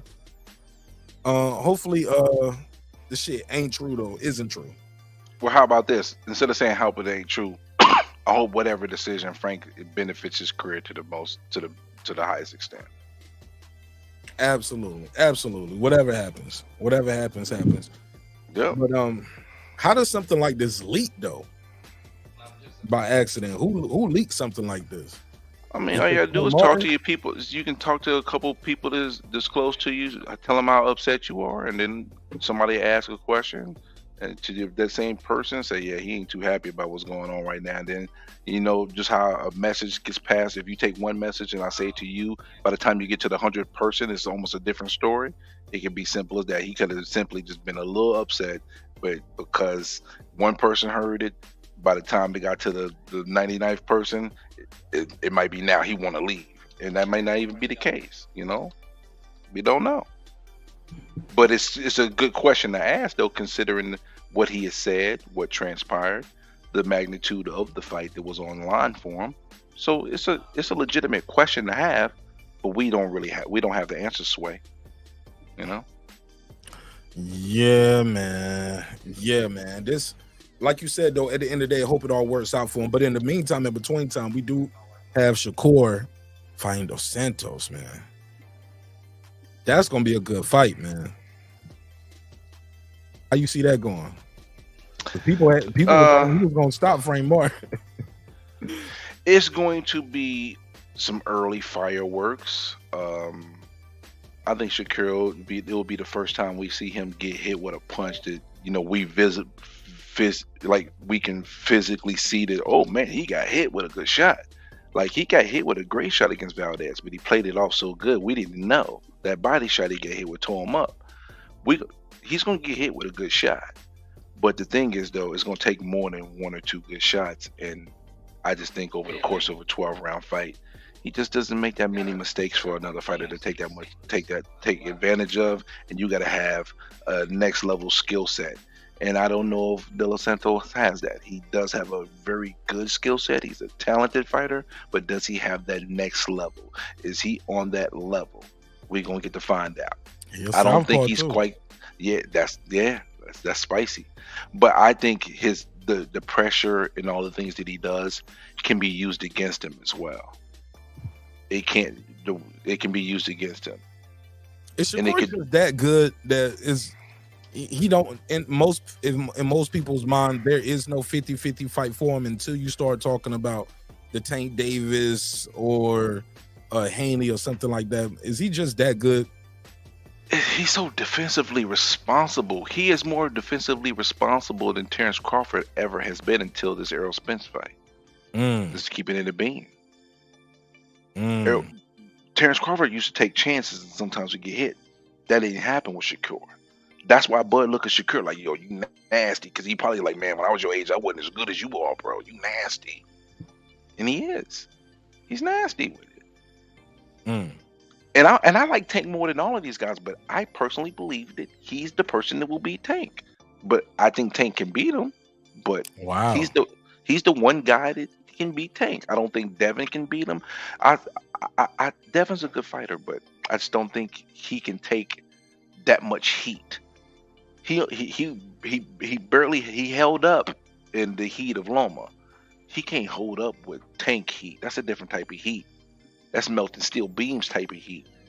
He ain't been in that type of kitchen yet, and I don't know if he can handle that type of kitchen. And he's not a better boxer than Shakur, so I just can't put him over those two guys. You can't put. Hold on. You can't put who? You can't put. I was reading the chat. I can't put Devin over Tank or Shakur in regards to him beating them because of the power. Well, because Devin still has defensive liabilities and deficiencies. They all do, except Shakur. Really, I mean, the way they. Yeah, but the thing is, though, I'm just talking about in comparison. There's not many fighters that can take advantage of it because his other skill sets are so phenomenal. Tank can take advantage of that. All it takes is one shot. Tank. Then the fight changes. But you gotta land it though, and Tank gets hit a lot. He walks through them joints. But Tank did look very defensively responsible in that round fight till he realized, oh, he ain't got shit. Now I'm walking towards him. You know what I'm saying? But Tank was moving. But then, matter of fact, Tank beat Ryan going backward. I mean, dropped him that first time going backward. On the back foot. The thing is, okay, there's a lot of people that hate Tank because how Tank moves. And I 100% understand. And you won't get an argument with me about it because that's what makes me upset about Tank for his career as a fan of Tank is that, bro, I think you can beat every one of these guys. Go fight their asses, bro.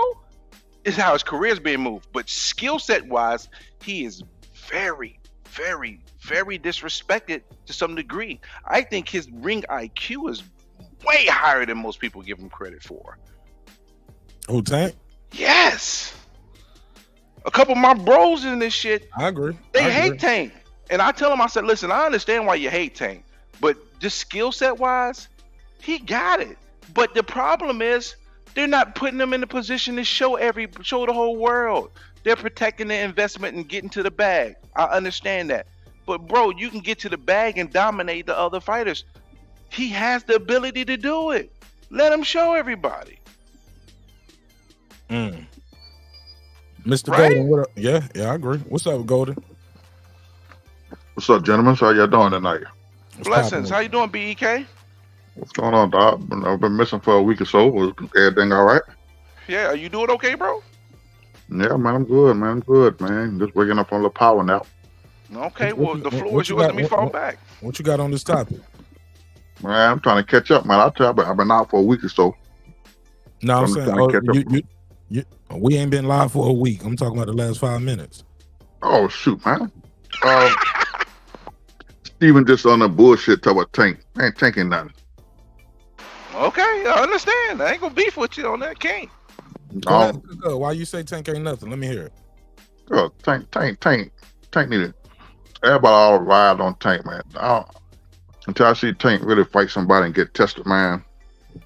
Then I think Devin will beat him and Shakur will beat him. But you have to fight him smart. You know, Tank sat there and wait for you to make a mistake. But if Devin stick to the game plan and just box, Tank he outbox him. Shakur would do the same thing to him. Tank, to me, Tank like fighting weak as a point. Somebody who ain't gonna give him no good shit. You know, no hard fight that he could capitalize off of. But somebody like Shakur and Devin, nah, they're too smart for him. I believe they're too smart for him. I was talking earlier to somebody. They talk about the way Devin and Lomo fought. Lomo was tagging Devin. I said that because the type of fight Devin fought Lomo in. Devin went and fought Lomo ass fight. He tried to knock Lomo out. He sat down in the punches and he came at Lomo. He took the fight to Lomo. But if Devin come and use that jab, I think Devin is one of the most pure boxers there is out there right now in his weight division. Because he got the skill to stand on the outside and box you. And especially with that jab, man, I love it. I think that would get Tank problems, in my opinion. Go ahead, Bram. What you think? The thing is, Golden, I can't disagree with most of what you're saying. I believe that Devin Haney's jab will cause problems until it won't, because he's going to make a mistake. He's not shown me a clean performance that gives me the confidence to say that 12 rounds with no, I'm talking about on the top level. Actually, Cambosis, he did it against Cambosis. Yeah, I'm sorry. Let me no. Diaz. Jojo Diaz is a step below them. Let's just be honest. Jojo Diaz is a good. We talking about that all-time great level. That's what we're measuring it by, that all-time great level. Not really good, not good. Well, I mean, with all due respect, I think he's the only one out of the three that beat a future Hall of Famer. Checkmate. Yeah, you get. I mean, it's not a checkmate. Put a case on that one. He got a great quality victory. I wouldn't consider that a checkmate. That's just a notch on his belt that you can say that okay, he's can the only one that beat a like you said, an all-time great, a future Hall of Famer, Lomachenko. Tank ain't beat no Lomachenko. Shakur ain't beat no Hall of Famer like a Lomachenko. Tank won't get in the ring and fight Lomachenko.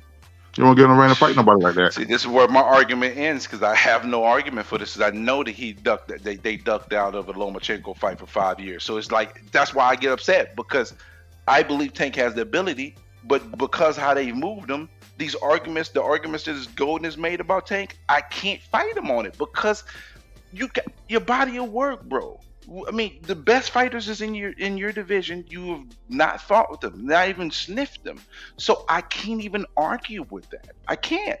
I just have to say. I look at all that shit Tank talk when he was locked up. He gonna do this, that, and wait, and we had everything sipping out. Look, who was you fighting? Pitbull. We don't know that for certain. We don't know that for certain. But it looks like that's the way they're going. Based off of the interview I heard with Calvin Ford. Calvin Ford was trying to, I could tell, I was like, this nigga really trying to sell this Pitbull fight. That must be next. That's why that Pitbull, the last fight Pitbull had. That's why Pitbull really did get that fight at Pitbull, so they could set up him and Devin rematch. I mean, him and Tank rematch. They were talking about that shit for the longest. Right. I mean, Way a long time ago, man. What you eating, man? Don't laugh. I'm eating some pizza. First time I had pizza in a long time. Yeah, I can tell you eating while you talking, nigga. I can tell you, nigga. You making everybody else hungry, nigga. I'm full. I'm Gucci. Go ahead, bro. Man, it's just it's golden. I would love to debate with you and fight with you and push with you on this, but I just can't. I know it. I got the knife. No, Tank. No, you ain't got me. You got Tank. Tank. The way they've moved Tank in his career has put him in a position where the things that you're saying has validity, and it's something that I can't argue, even though I do believe Tank has the ability to. And back to under 200K he goes if he fights Pitbull. So all that cash cow million pay-per-views, that shit's out the window if he fights Pitbull, because it's not doing over 250. That's the best it'll do. Hi, Lisa Bells. Hi, my queen. How you doing? The queen of boxing, Lisa Bells. Well, what you think about what he just said, Gold? Repeat that, Steven. This nigga ain't even listening. I know, Wow. No, I saw Lisa. I saw pizza, reading the chat. This nigga is live on air, man. Golden, you on the panel, man. Listen, I saw Lisa speak to me, man. I had to speak back, man. Oh my God, man. You know, she a queen. She overrode Steven just then. Yeah, okay. You know what? On that note, then say it again, Bram. We live on there, man. We live on there. I don't even remember what I said. Can you? Oh my God. Oh Lord Jesus. You remember? So just give me the first. Just give me the first like half a sentence I said, and I can remember. I don't remember, man. I don't remember. Let's go on to the next topic, man. Lord, hey, listen. I forgot my damn self. You must not have been talking about shit. Maybe not. You might be right. You might be on to something. Hey, listen. That nigga fluffing it up a little bit. Let's go. You might be on to something. Andre warns Benavides. What's up, Brent? What's up, Golden? I need that backtrack. What's up with the issue with the Spencer Spence Rematch issue? I'm gonna do that when I get to the recap of everything. Okay. I want to stay in order right here. Okay. Andre warns Benavides. Y'all heard about this? Booba Andre sends a little warning for the fans. The people just think he doesn't have enough for Benavides. He's gonna get gassed out. He's gonna get tired. Like Caleb Plant was doing good. He was like, all right, we'll see. He looks ready. He looks sharp. He's not. He's saying he ain't about to be fucked around with in that ring. He got something for Benavides' ass. Let me find the audio. Scrolling through. All right, let me find this part. Let's hear it. Here we go. That's it. Changing their life. So say they want to say if that's how you rewind a little bit. And because when the workout video got posted, you know, a lot of people was just like, "Wait, who cut the hair? Oh, he's not playing around." So he basically said, "I cut the hair. I don't want to worry about nothing. I don't want to worry about getting my hair braided. And then I want to be." He going Terence Crawford mode on this shit. Going in there. Straighten that beard. Like, man, I ain't worried about that. I want to focus on this fight, not get my hair twisted or braided or nothing. He said it'll grow back. Fuck it. He want to be 100% focused. Let's play this. Focus on the mission, and that's getting ready for this fight. You know, the consensus around pretty much everybody is that you're the better boxer. He's the better puncher. He's gonna put on like the pressure. If you keep the fight, you know, primarily in the center of the ring, you'll be fine. But a lot of people are also saying that your gas tank tends to fade. He picks it up in the second half. What do you have to say about that type of stuff, man? Good. Buy them tickets. Buy the pay-per-view. He said, hold on, let me rewind a little bit. They was like, yo, they said your gas tank be fading at the end of the fight. That's when he picks it up. What you think of that? He said that your gas tank tends to fade. He picks it up in the second half. What do you have to say about that type of stuff, man? Good. Buy them tickets, buy the pay-per-view, show up, and let's see what questions get answered in any fashion and form. That's it. At the end of the day, I know what I'm preparing for. It's cool. Anybody can say if they want to say. If that's how you feel, you feel. But my gas Tank got me 32-0 with 19 knockouts. So I don't really know. First You know what I'm who? saying? At the end of the day, this is boxing, and that's what I do when it's time for whatever it is that if I'm beating somebody up, don't get it twisted now. I be fighting dudes that have will, drive, ability to want to make a change in their life. So like I was saying earlier, people get up for Michael Jordan. You feel what I'm saying? And a lot of the people I fight get up to fight me. Not saying I don't, I do. But in this case, it's time for me to get up. It's time for me to get up. So it's going to be a different ball game. That's it. Do you envision yourself at some? Before I play the next clip, he said it's gonna be a different ball game. He's ready for whatever in this fight. What's your take? I think he got a good chance to beat Benavides if he stick to his game plan. He got the box and I'll try to slug it out with him. Benavides, to me, he's flat-footed. He don't have no head movement. He just kind of walking straight in. And if Andre stick to the angles and stuff like that, he could beat him. But he got, at the end of the day, he got, make sure he got the perfect stamina on that thing, man. If not, he gonna get his ass tore up. That's what I'm looking at. Go ahead, Brim. What's your take? Well, I've been very, very, very hard on Boo Boo. Pause, nigga. Damn. Damn. What the hell? Black men. I have What been. the hell is going on? All right, let me reword this so it won't sound Difficult. so fruit. Difficult. I've been Critical. very critical and harsh towards Boo Boo Android, right? This is his opportunity. This is his Eminem moment. This is his actual chance. Is he gonna go out there and perform? I think he's going to go out there and perform. Will it be enough? I don't think it will. Can he win? Absolutely. This is a fight I wouldn't put money on. How about that? That's how I feel about the fight. I wouldn't put money on it. But if I was forced to with a gun in my head, I'd put my money on Benavides in the late rounds. Because the same thing that helps the same thing that helps Boo Boo is going to hurt him as well. He's very awkward. That is going to serve him well early in the fight. But I think his awkwardness is going to possibly curb his ability to land some of the effective shots. Because he has had some footwork issues that I've seen in some of his fights. But the thing is, Benavides is not the guy to take advantage of it outside of his pressure and his consistent engine. And does Boo Boo have enough thump to get him off of him? If he does, then we got to fight. If he don't, he gonna get walked down. All right, let me play this next clip. Point, because you could just stay on the outside and box him, but at some point he's gonna keep coming. Do you just see yourself just kind of just planting your feet, just trading with him, showing him that you got that power to really hurt him, man? At the end of the day, every fight I sit there and do that. Every fight I box. Every fight I show I got pop too. We can do what it do. But yeah, David is from the looks of it. Yeah, he's strong. Yeah, he's big. But strong and big is the only thing you can say. Cool, you can say I'm athletic, ability, I'm smart, I got speed. My power is developing for the 68 class. I'm putting on the proper weight, proper value. You're 35 years old. So let him talk, bro. Hold on. I can match it at the end of the day. I got speed. My power is developing for the 68 class. I'm putting on the proper weight, proper value.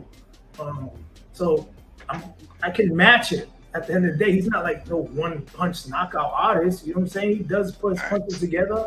And I'm happy for David Benavides from him working as hard as he has to be able to be in this position, because boxing is not easy, And at the end of the day, good. And now we can make a great fight. Okay, I'll respond. Go ahead, Brim. Brim said, I can't hold it no more. Go ahead. Who have you fought? Brim, with the heavy breathing. I'm sorry, bro. All the time, nigga. You be pouting it. It's not pouting. It's exasperated. That's the word for it. Exasperated. Not pouting. pouting. I need you to calibrate. I need you to calibrate your words. Pouting is the incorrect word. Exasperated is the correct word. Because he's saying all this and it's like, against who though, homie? Against who did you do this against? When he said some of the things he said, I'm thinking to myself like, bro, you're 98% of boxing fans can't name your top three victories. Well, I look at this at him. He might can't name, but at the end of the day, he was in the same situation Crawford was saying because it was hard for him to get into fights. Nobody wanted to fight him. That would be that to me. When you say that, Golden, that ticks me off a little bit because guess what? Guess what Crawford did? Still, but regardless of what. No, don't say regardless of what because we don't have a history of Crawford ducking out on a particular fight. He has a history. He's more known for who he hasn't fought than who he has fought. Some people said Crawford ducked Pacquiao, and there's some people that say he ducked Spence the first time. I mean, come on, I don't agree with that. He got no damn Pacquiao. But Bob Aaron saved Pacquiao ass. But with Boo Boo, people will say, so if you a Boo Boo detractor, you'll say people ducked him. Yep. They'll say Triple G ducked him. They'll say Canelo ducked him twice at 54 and 60.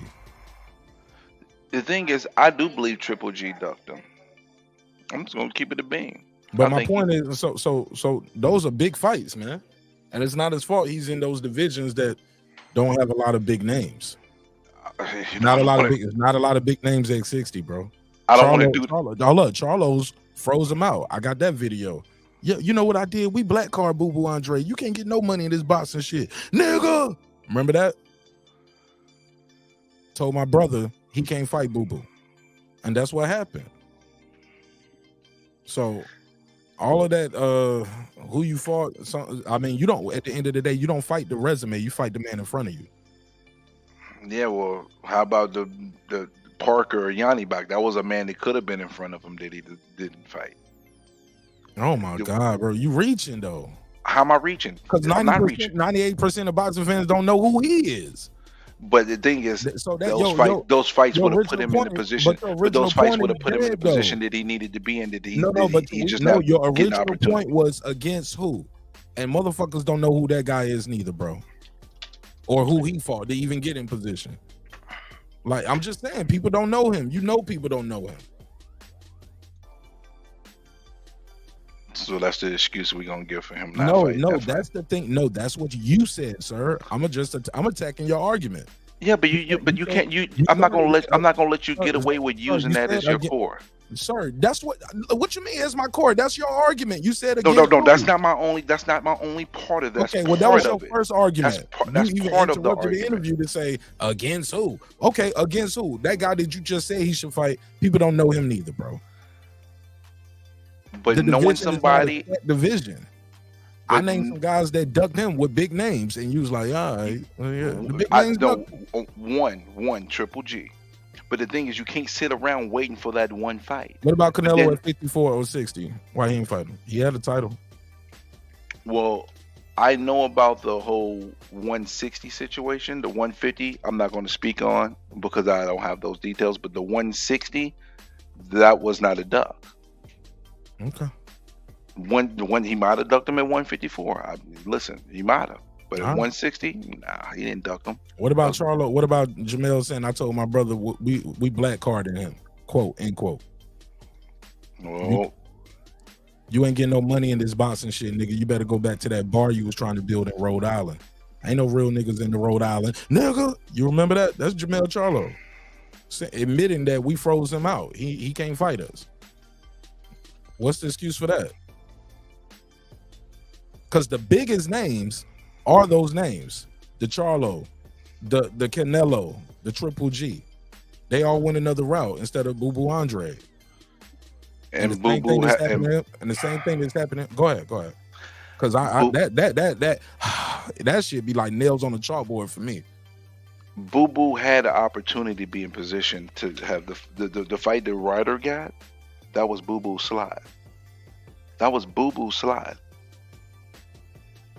So I can try to be fair and understand some of some of the plight that Boo Boo went through, but there's no way on God's green earth I'm gonna look at the situation and say Boo Boo has no fault in his own career and the direction that it went at 35 going on 36 years old. Can I challenge that argument as well?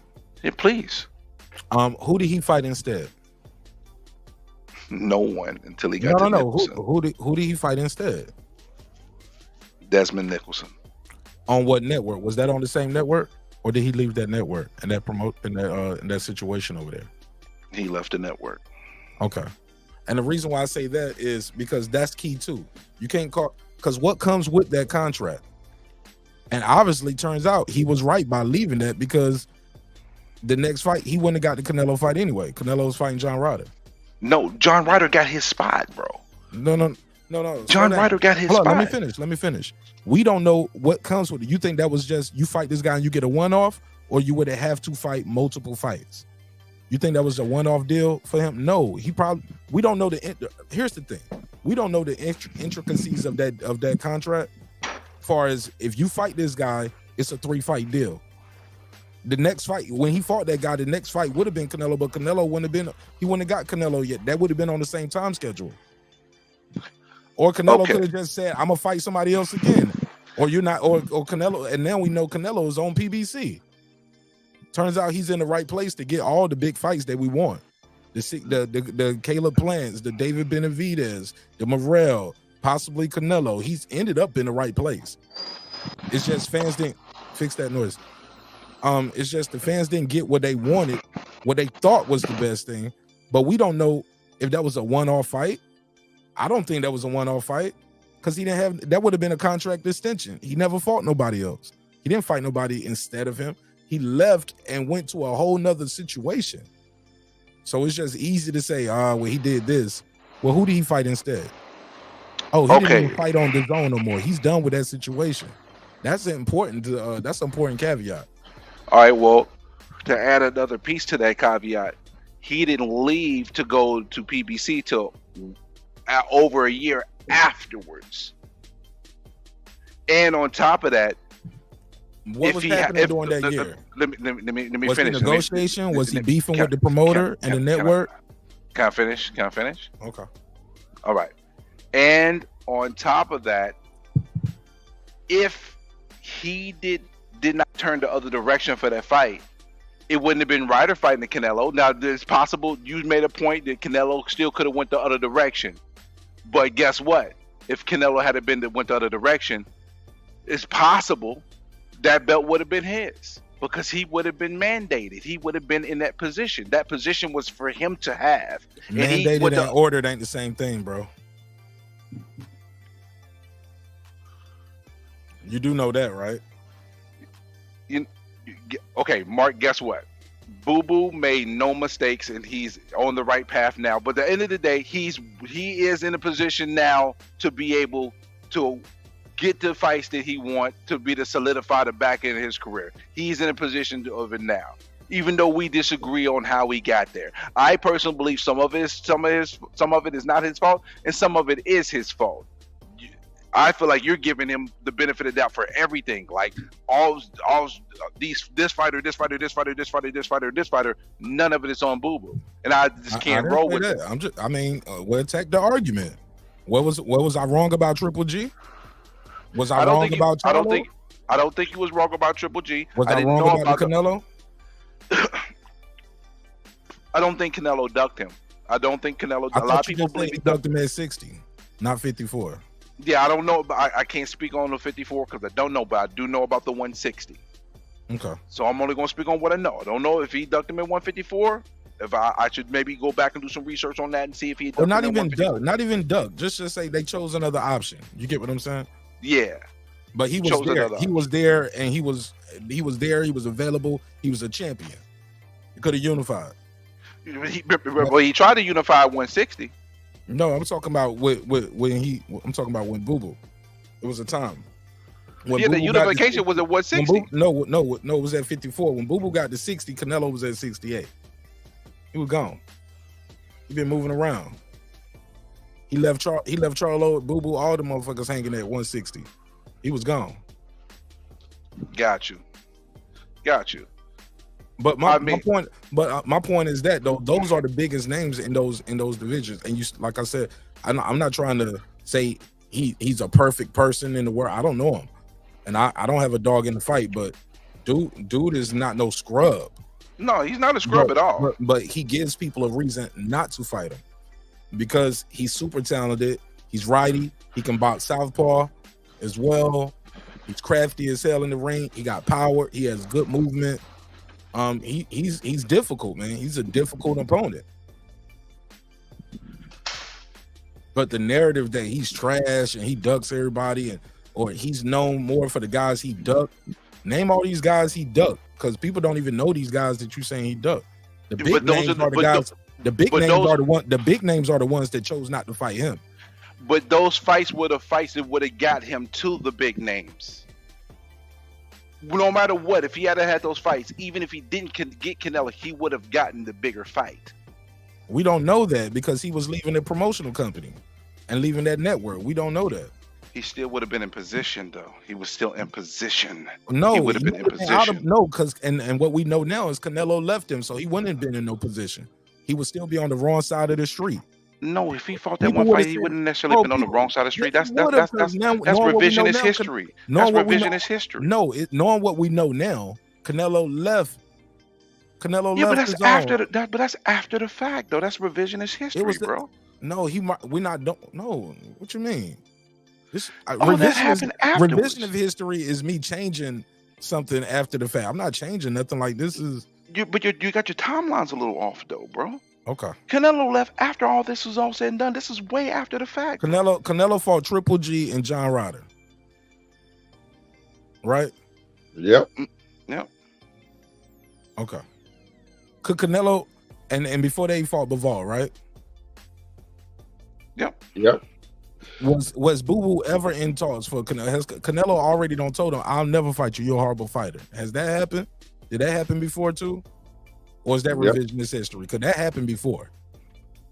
He wasn't getting a Canelo fight, bro. He know he won't get no Canelo fight. Canelo told him and his daddy to his face, you're a horrible fighter. I'll never fight you. You won't pay day. Y'all remember this shit, right? Yeah, everybody. This happened, bro. So Boo Boo is sitting over there on the zone. All the other fighters, the big name fighters, on the other side of the street. So you saying he should have just re-signed with the zone, and he would have still got the big fights? What big fights? Who said him? You said he would have got the big fights. It would have put him in position. It didn't require him to stay at the zone. It just all he had to do was fight the fight that would have put him in a position for the belt, regardless of what promotional company he was with. But if he fought that fight that put him in position for the belt, how would he even get the who? Do you realize he would have had to resign? You do understand he got to resign somewhere, right? Let's say that it's no other fights on the deal.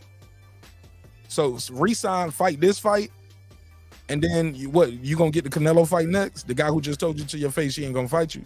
But hold up, but when he turned down the fight, was he in position to have to sign multi-fight deal when he was in position? I don't think so. When was it? Because he ain't fought nobody else since then. He left. And before he left. Now you mixing your timeline. No, I'm not, because he left afterwards. How you gonna talk about what happened? So who did he fight then? No one. He did not have the fights. That's the point. That's my point. He left. He had no other fights, bro. No, he denied the fights that he had. So he denied all his fights and he just left with no fights. On the back end, the last year, yes. He denied Parker, he denied Yanni Beck, he denied all those fights. And those were fights that would have put him in position. And after those fights, he didn't have to stay with the zone. That fight wasn't intended upon him staying with the zone. Because they wouldn't even win. How do you know that? You just made that up. I made that up. You don't know. You don't know. You don't know that.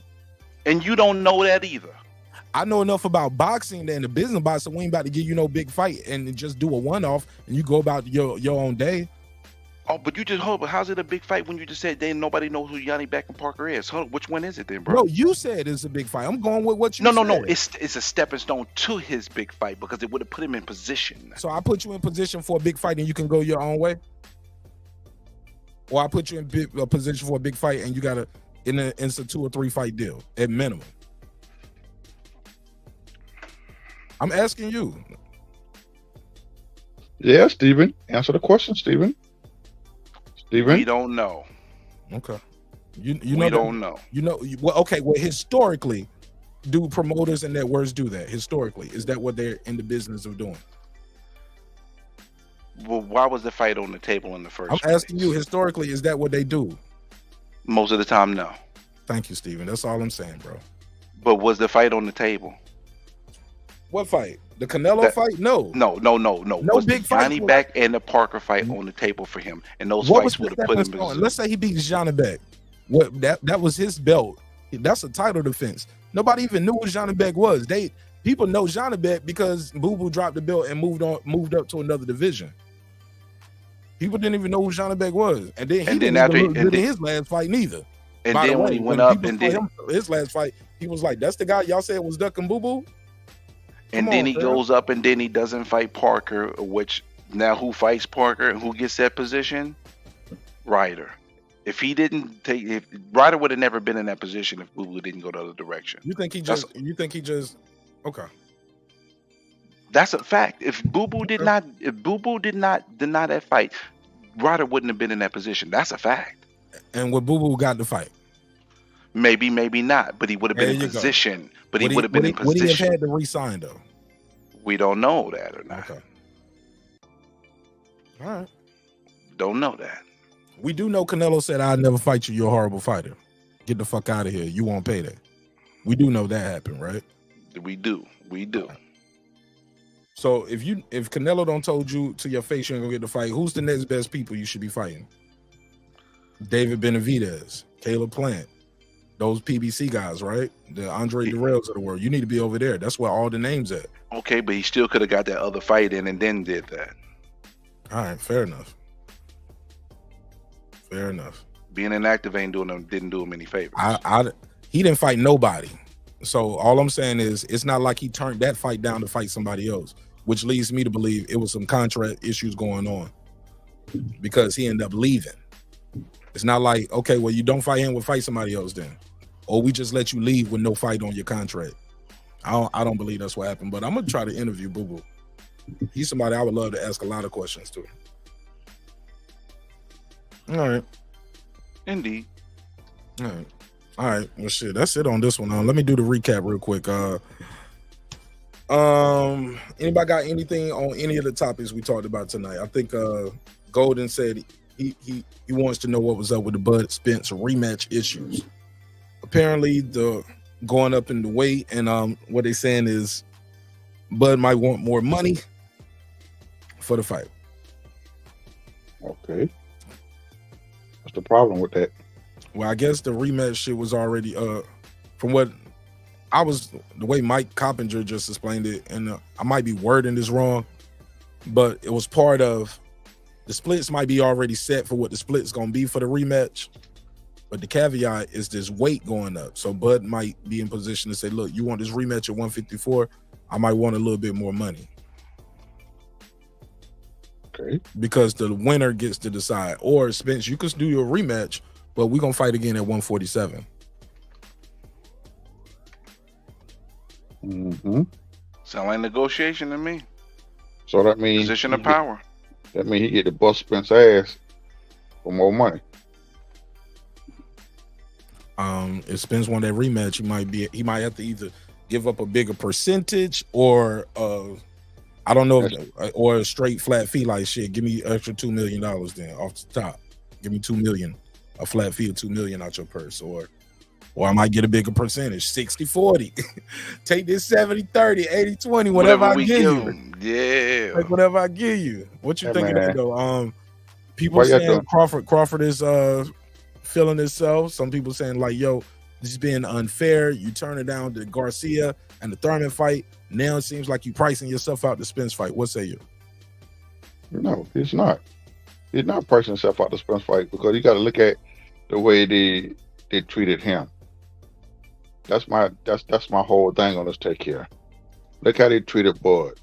You feel what I'm saying? And a lot of jokers will talk about, well, he doing the same thing Earl did this and the same thing Earl did that. Nah. I mean, he giving them the same treatment for us. Come on, man, get that man his due. See, they hate that Bud is in the driver's seat. You feel me? And you got to look at if Earl would have won, he would did the same goddamn thing. Or I'm the first thing he hollered about, I'm the A side. He'd have been wanting more money. But he already said he give Bud more than he give Bud everything he wanted. So that's what he was gonna take. You feel me? So hey, it was good for the goose, it's good for the gander, you know. Go ahead, bro. Man, hey, listen, they paying for what they did to Cold Crush, bro.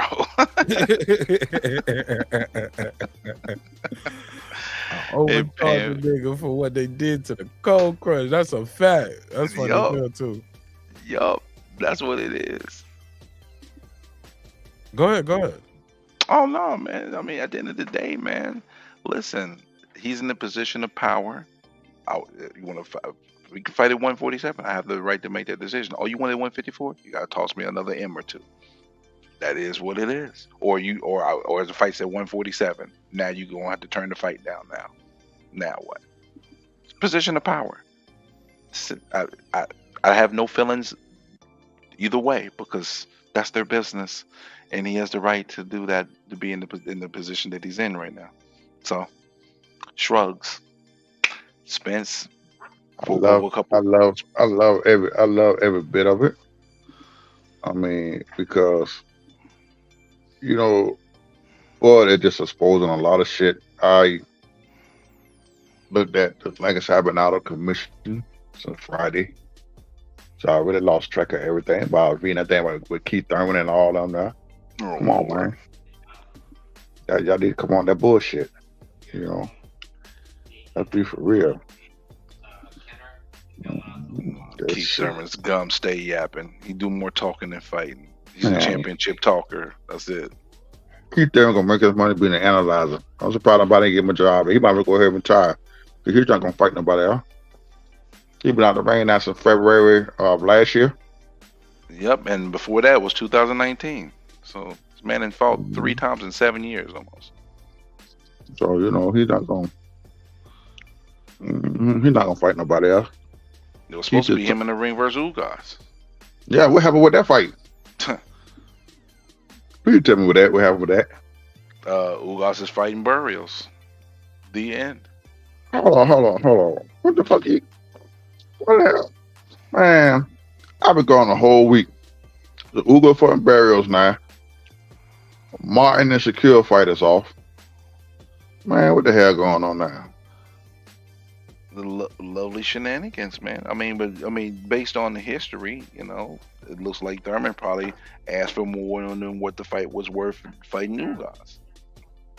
We don't know that for a fact, but I mean, they've been talking about that was going to be the fight for how long? And Ugas also made a statement, hey, I thought it was going to be Thurman. I don't know what happened. I saw the statement that Ugas made. We know what happened. Thurman wanted $5 million to fight Ugas. It's something probably crazy like that. So we can't do that, bro. And now he's still on the shelf collecting dust. I mean, that's just how it is. We start out with some good fights every, the year, but now like everything just going to pieces now.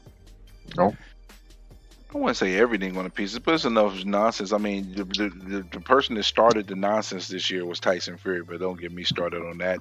Retired. Oh, man, I don't even acknowledge him. He's a retired fighter right now.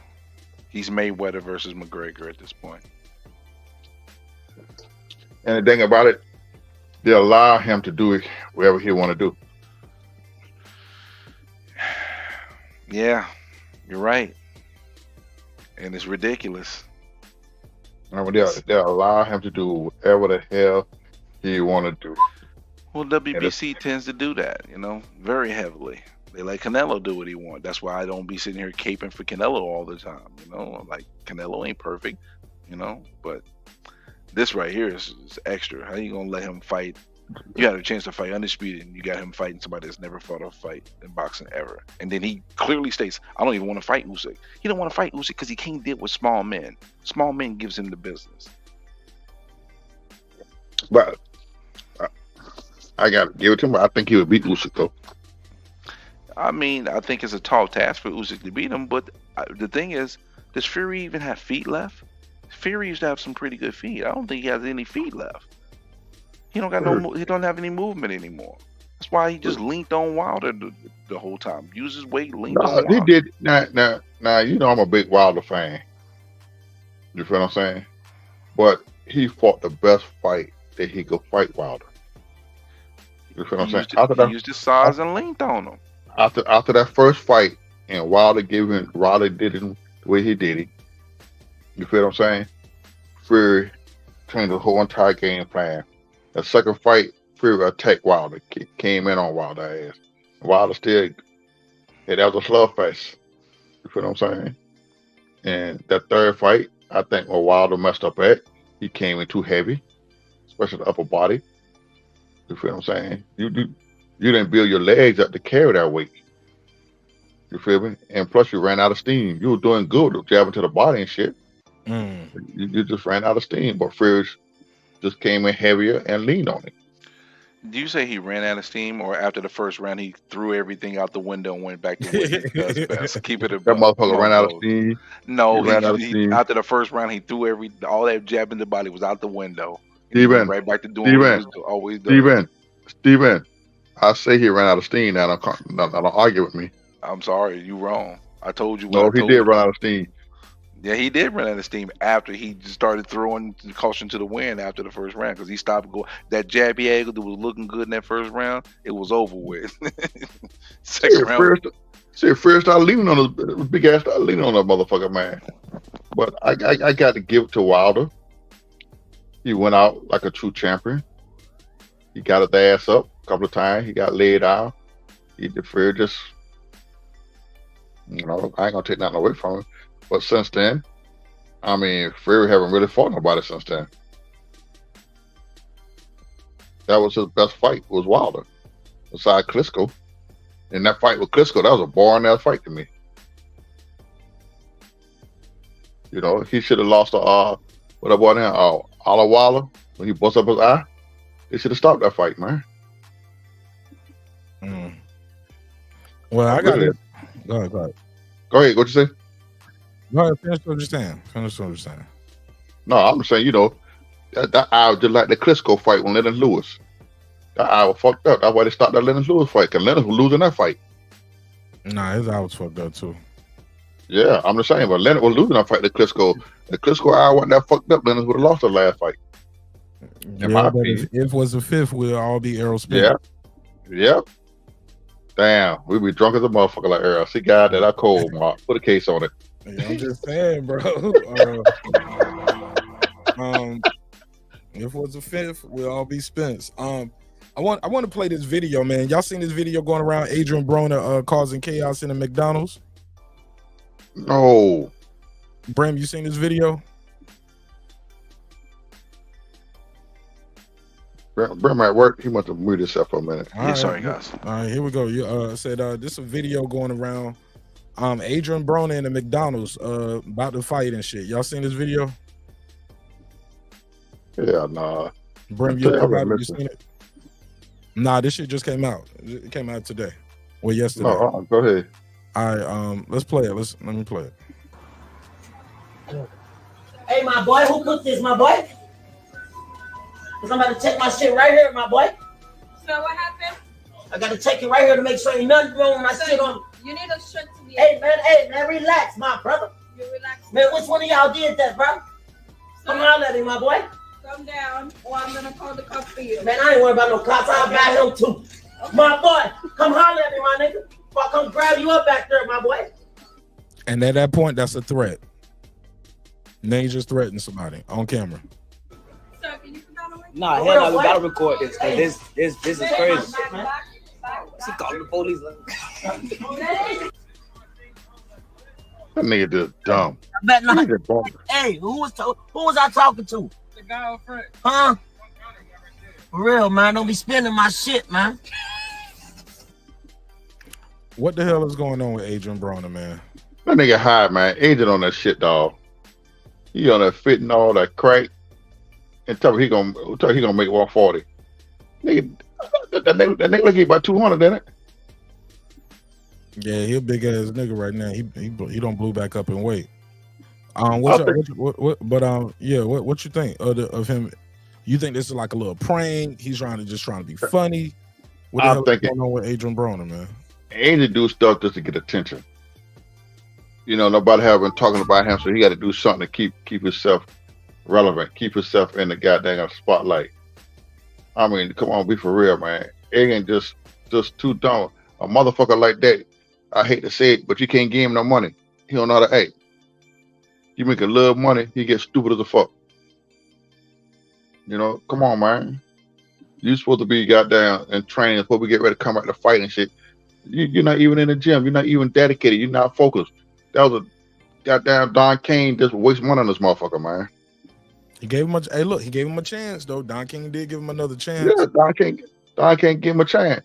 I think that's one of that shit with the BLK prior. Shit, that's one of smart. You know, cut his ass loose. The agent wasn't gonna stay focused. Look at him. That nigga every bit about 200 pounds down there. Look at Adrian Broner, man. That nigga big as hell in there. Look at it. Look at it. Pant hanging down on acting a goddamn asshole. No drawers on. Hopefully he got some drawers on. Let's pretend. He ain't got on nothing. You can tell that nigga ain't got nothing. Look at that good though, man. My boy. That nigga shit bigger than mine. Pause. Yo. Look at that shit there. That nigga good hanging out the side of the screen right here. You can see that shit in the restaurant. Look how he look. And like why is he talking to this lady like this? Like what the hell is wrong with Adrian Broner? Let me play this again for the people who just got here. Hey, my boy, who cooked this, my boy? Cause I'm about to check my shit right here, my boy. So what happened? I gotta check it right here to make sure ain't nothing wrong with my shit on. You need a shirt to be. Hey, man, relax, my brother. You relax. Man, Now that's a woman calling her my brother. which one of y'all did that, bro? Come on, at him, my boy. Come down, or I'm gonna. Hey, Ma, he was talking to a dude too, you know. No, that's a lady right there. He's talking to the lady. He looked right at Right, but he kept saying my brother, the dude that fixes food. The dude said something. Right. But I'm talking about right now. He's talking to that. Oh, woman. okay. Brother. Yeah, he's talking to her right now. Okay. My shit on. You need a shirt to be. Hey, man, relax, my brother. He's talking to that lady. Man, which one of y'all did that, bro? Come on, at him, my boy. Did what? Anybody did nothing to the Man, I ain't worried food? about no cops. I'll buy him too. My boy, come holler at me, my nigga. I'll come grab you up back there, my boy.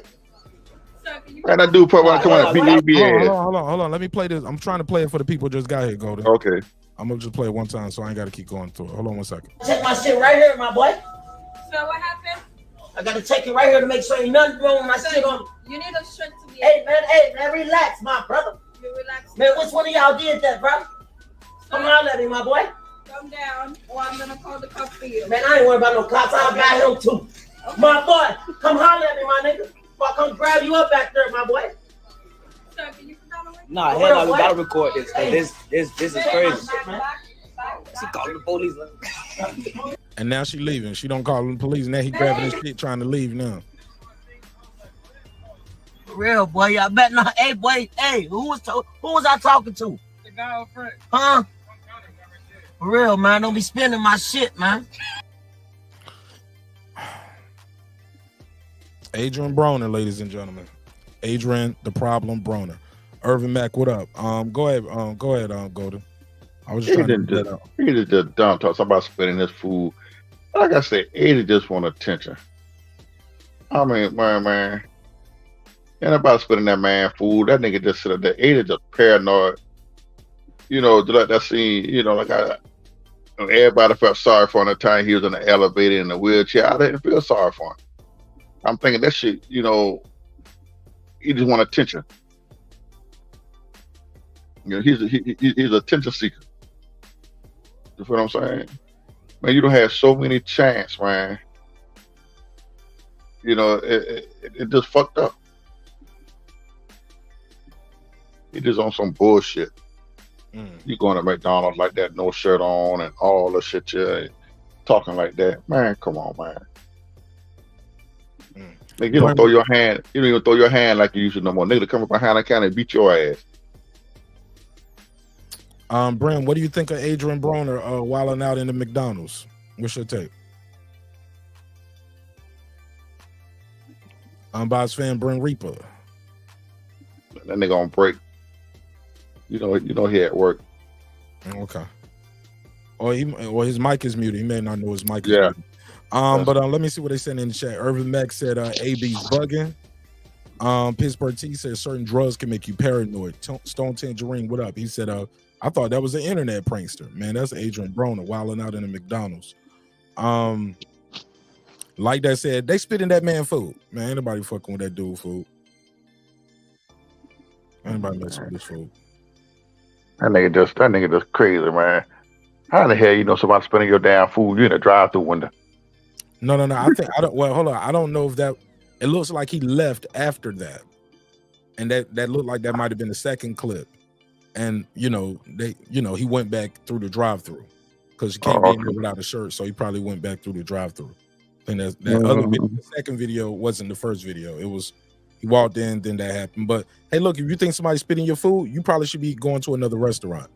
Thank you. I wouldn't even be at a restaurant where I think somebody's spitting my food. Let me get my bread back. I'm out of here. I'll see you on the next one. I don't want to eat here. Not only that, Mark, if somebody's spitting your food, why the hell you took the food out of the restaurant? Got back in the car with the food. Come on, fam. Look at it now. No. I don't know. I don't know what happened. Like as you saw, the video's edited. Maybe he went out. Right. She said she calling the police because that's when he grabbed the bag and left. And then you see him in the car and went through the drive-through, and then you just give him back the food and tell him to give you something else. But you're right. I just get my money back. Yeah, I'll tell them to get my money back. I don't want this shit somebody spending my motherfucking food. First of all, I would have called the cops. Hey man, cause that's a lawsuit right there. And much money that nigga need. He still right here flogging. Like he got all that goddamn money. Nigga, you broke. Nigga, you so tough. But why the hell you ran? They said you can call the police. Take your ass there. But look, this is I want to believe it's a prank, but let's say even if it was a prank, you can't make threats to people, man. You're a pro boxer, bro. You're a pro boxer in there talking about you gonna come behind the counter and snatch somebody up. That's a terroristic threat. Adrian Broner got enough mug shots for a whole fucking calendar. All right. Thank you. He don't need to be nowhere threatening nobody. Pro boxer Adrian Broner probably on some kind of paperwork somewhere in some state. He always in some trouble, bro. Yeah. That's it. For AB, man. Only way I say that shit, it could be staged for him to say that shit. I come stench you up and shit. That's why they didn't make nothing out of it. Man, you can look at man. Come on, man. Well, we don't know what's gonna be made out of it. This shit just happened yesterday. That's true. It just happened today. So we don't know what's gonna happen yet. I just Adrian Broner got to stay out of trouble, bro. This is listen. Hey, we gonna be behind balls in a minute. You're gonna be doing some hard time. I hope he need a deep intervention, bro. A deep one. Intervention ain't gonna help that nigga. That nigga need Jesus. But look, intervention for Jesus. Hold on. Go ahead, Brent. Let me get Brim's take on it, and then he's back. What's your take on that Adrian Broner McDonald's video I just played? Sad. Damn shame. Go ahead. Go for it. It's a damn shame. It's just a damn shame, bro. That's all I can say. It's a damn shame. He needs some help. But you gotta help yourself, man. He's shooting bad out here, man. That's all I can say about that, man. There's really not too much to add to that other than shake my head. Hopefully he's able to live the back part of his life successfully, peacefully, and not the direction that he's going now. Because it doesn't look good. It's a shame. Yeah, it's not sad, man. It's pathetic. I keep it a buck. It's pathetic, man. I mean, come on, man. You gotta look at. He been quiet for a minute. Since the Bud fight, he ain't had shit to say. The Bud beat the shot of Earl. He walk around days as a fuck. Man, come on, man. You lost all your money. You put your money. How you gonna buy somebody you lost all your money? You bet on Spence. That's why you really want to jump on Spencer ass after the fight. Why you say that? Huh? Shit, they bet all that money earlier. Earl got a shit bit his ass like he did.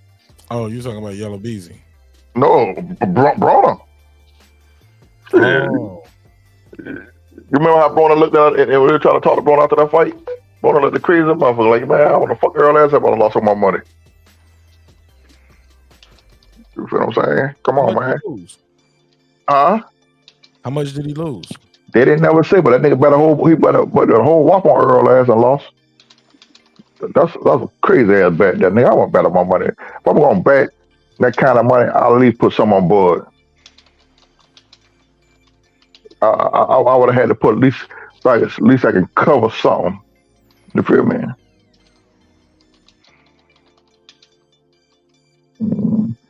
Yeah, that nigga lost all I got that money. I tell you, one motherfucker who was happy smiling went to the bank and he kept that shit quiet. Florida ass. Why you say that? Shit. You think Florida bet that money on board beating Earl ass? I'm saying I don't know. Why you say that? I got to. I look at the way.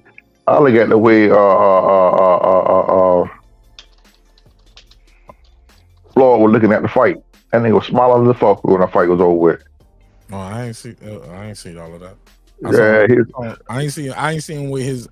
I just made $1 million smile. I saw him just, congratulations. Like, a lot of people smiling, congratulations. He didn't look angry though, but I didn't get no inclination that I believe he bet on him. I believe he's smart enough to bet on him, but also I believe he's cool enough to keep it quiet. Like he ain't got to go out there and embarrass the dude even further. Oh shit! Like Floyd said, he ain't never want no fight to make with Floyd. What no boy gonna be the best thing out there. Vegas had Bud for the odds for a reason, and Florida betting man, so he gonna take that shit there. Shit, that's the only motherfucker I seen him jump out. He jumped out of the seat 10 feet high when goddamn he bet all his money on goddamn Tyson Fury to beat Wilder in that second fight. Floyd made a killing in that second fight.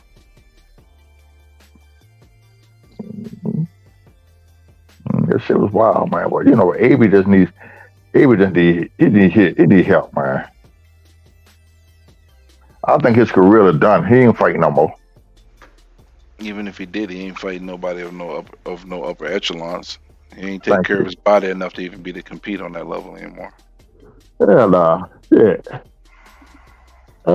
Shit. Wait. How many months ago he fought? Who? 3 months ago. 3 months ago. He fought the lawyer. Yeah. Fighter.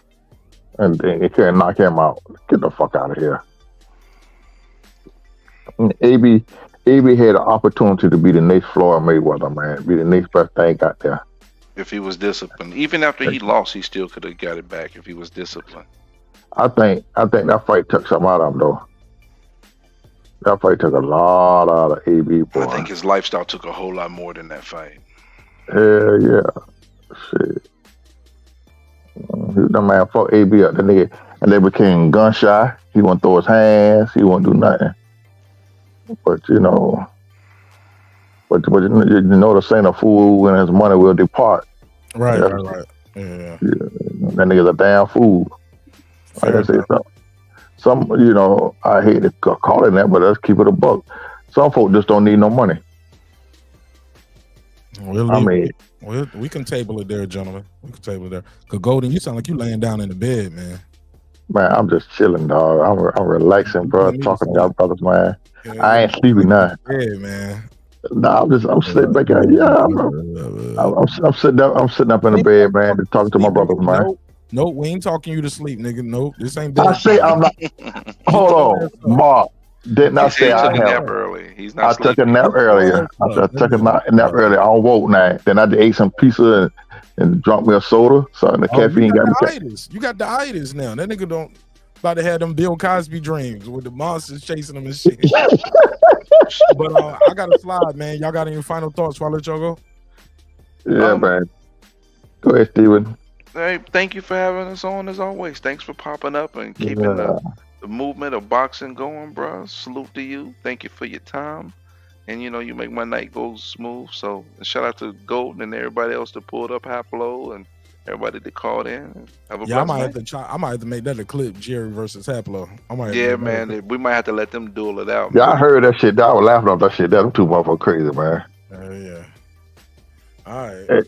Hey man, I don't woke up, thought I gonna be on a show all night long with you, and you gone. God damn! When I want to stay up, your ass want to get off the line. Go ahead I've on. been here 3 hours, man. You better get here early.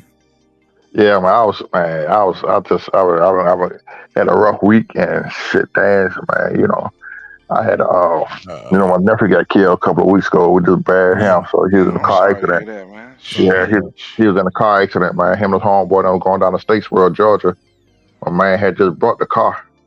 And a damn tire flew off the car, man. Flipped over my nephew and out the car, man. So, you know. Oh, the car he just got, the tire fell off? Yeah, his homeboy had bought a new car. And they going down the street road. They weren't doing them about 75 miles an hour, you know, the speed limit. And the tire flew off the car. Fuck. Damn. Man, that makes so bad. My nephew was in the back seat. Everybody died. It wasn't 3 of them in the car. The 2 of the guy in the front passenger side, he died. But the driver walked away without a scratch on him, man. He wasn't that hurt, you know. He had a seatbelt on, probably. But you know, I don't know. Man. I like, man. My nephew he wasn't number 19. Just graduated from high school, man. Good promise and career, you know. I'm sorry to hear that. I'm sorry to hear that, man. That's a yeah. That's my baby sister, oldest grandson, and my nephew just died. We just buried him 2 years ago, and a year later, her grandson died. So you know, matter of fact, today make my nephew's birthday. Today, the one, you know. So you know, my sister taking it kind of hard right now. I'm sorry to hear that, man. And they'll need to go after the automakers too. Please do. That shouldn't happen. You know. Yeah, I don't know what they got planned to do, but they won't let me go after them. But you know, it's all good. You know, like I tell them, everything happens for a reason. You know, we have to be mindful of what we do and how we handle things. You know. Mark, I'm gonna let you go ahead on, my brother, man, and God bless you, man, and I catch you on the rebound, my brother. All right, man. You be safe, bro. Okay, you too, man. Blessings go. Yeah, peace. All right. Damn. Sorry to hear that, man. Man, that's unfortunate as hell, man. That's good grief. All right. Go ahead, bro. Final thoughts, bro. It just reminded me of my best friend's little brother. That's how he passed away too. Man, damn. Man, I appreciate you, man. You have a blessed night. You too, I ain't bro. gonna front, that made me sad as hell, bro. Right. I gotta do some goofy shit up here now to change the mood before we go. Can't leave niggas like that. Damn. And you might have to, bro, because I ain't gonna front, that hit me a little bit, man. Nah, what hit you was me smoking you in that debate again today. You 0 for 2, nigga. No, I'm 0. What you talking about? I'm 0 for 10. I'm 0 for 10. What you talking about? I'm trying to get I'm trying to get my glass Joe on. Yeah, get my 0 for 10. 10. I'm trying to get the backwards Mayweather, the 0 for 0 and 50. Yeah, man, you got to get your debate skills up, Stephen Brimley. Hey, I don't always debate to win. I debate for understanding.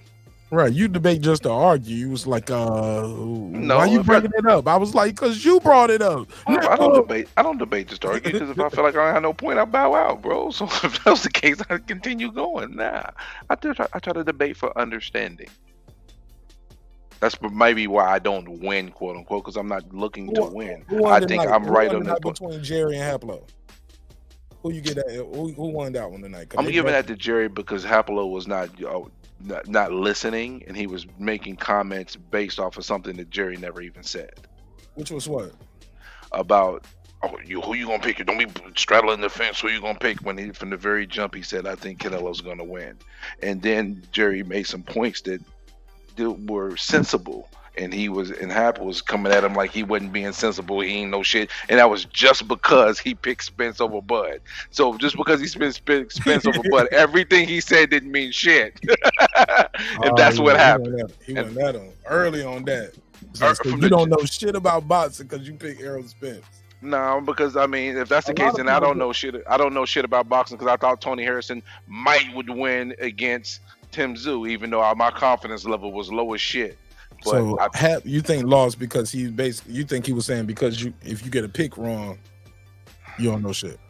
Yeah, that's not valid. Or a pick like this. You got that pick wrong. Out of all the fights. Yeah, just one pick. Like you pick one fight wrong. If you think another fighter has a chance, but you don't think he's gonna win, you don't have a right. Like he's an idiot for pointing out the details of what can make Charlo win and the things that would have Canelo winning. There's nothing wrong with that. I mean, you can disagree to think that Charlo has no chance, but to say he's an idiot for it, nah, he's not an idiot for it. You have you can see both sides of the coin. I can see the side of the coin where people think Charlo doesn't have any chance, and there's some reasons behind that. But there's reasons to believe that he does have a chance, even though it's not a greater chance than Canelo's, and we acknowledge that. So I don't think he acknowledged that from the jump that Jerry was stating that, and his argument was based off of something that Jerry didn't even state. And that's why I would give it to Jerry. All right. Well, I'm going to chop that up into a clip, man. Yeah, you should, because it was kind of funny. I was laughing. All right. I had to mute myself like 3 times. Man, me too. Hey, look, and the crazy thing, Hat was like, he was like, man, I want to jump in, but I'm being nice. I was like, man, go ahead. I didn't know it was going to get like that. Like, I kind of felt bad then. I don't feel bad. It's the name of banter and talking boxing. But you know, the thing is, the core point, when you look at it, had solid points on the core point. But I think that the way he was going at Jerry is what it was, because he disregarded anything that Jerry said and was talking about particular things that Jerry never even stated. And that's why I can't say, oh, Hap won the debate. Hap just wanted to go at Jerry. Right. Yeah, he brought up his age. Like, you're 60. Like, so you're old and senile. Like, damn. I hope I live to be 60 and beyond. All right. Lord willing. Willing. The sad thing for me is, shit, that's a little more than 15 years. That's around the corner. Right. It's around the corner, man. Yeah. Oh man, that just made me sad more. Yeah, we're dying, man. We're dying. No, not yet. No, we're living right now, sir. We're living. There we go. We're living, sir. We're living. Every day you live, death a little closer. Yeah, but understanding of your life is too. You heard? You might be closer to death, but you might be closer to the understanding of your life. Mm-hmm. All right, well, shit, we can end it right there. You heard? You don't brought it back to the sad shit. I was trying to make it funny at the end. You don't brought it back to the sad shit again. I didn't bring it back. So I brought it back. I can't with y'all niggas tonight, man. Put on this Adrian Broner clip before I go. That'll make me laugh. And then throw on the hot beat when you finish it off too. Oh, one last thing though. Oh, matter of fact, I'll make that a video. I'll make it a video. I got a couple. Matter of fact, let me go. I got a couple standalone videos I'm gonna try to do real quick. All right, let me let you get to your editing work, brother. All right, man. Appreciate you. Appreciate you too. Next time. All right. Hey, man, it's been another great episode of Breaking Beats, where we break down business, entertainment, art, technology, sports, and anything else you and I feel like talking about. It's a hip-hop political sports show with a comedy twist. We like to let the jokes fly. You know why? Life is serious enough, man. I appreciate your time. I appreciate your energy. I'm going to do a quick neighbors-only roll call, because without the neighbors, the show wouldn't be the show at this level. And we on our way to 17K. We couldn't do it without you. Shout out to our new member. Let me see. I'm gonna refresh my screen right here. Shout out to the new members and the people who upgraded the membership. Got some new content dropping just for you tomorrow. Well, today. NC Conquest, or is that N Conquest? That NC Conquest 2. Shout out to you. Appreciate you supporting the show in a major way. What up?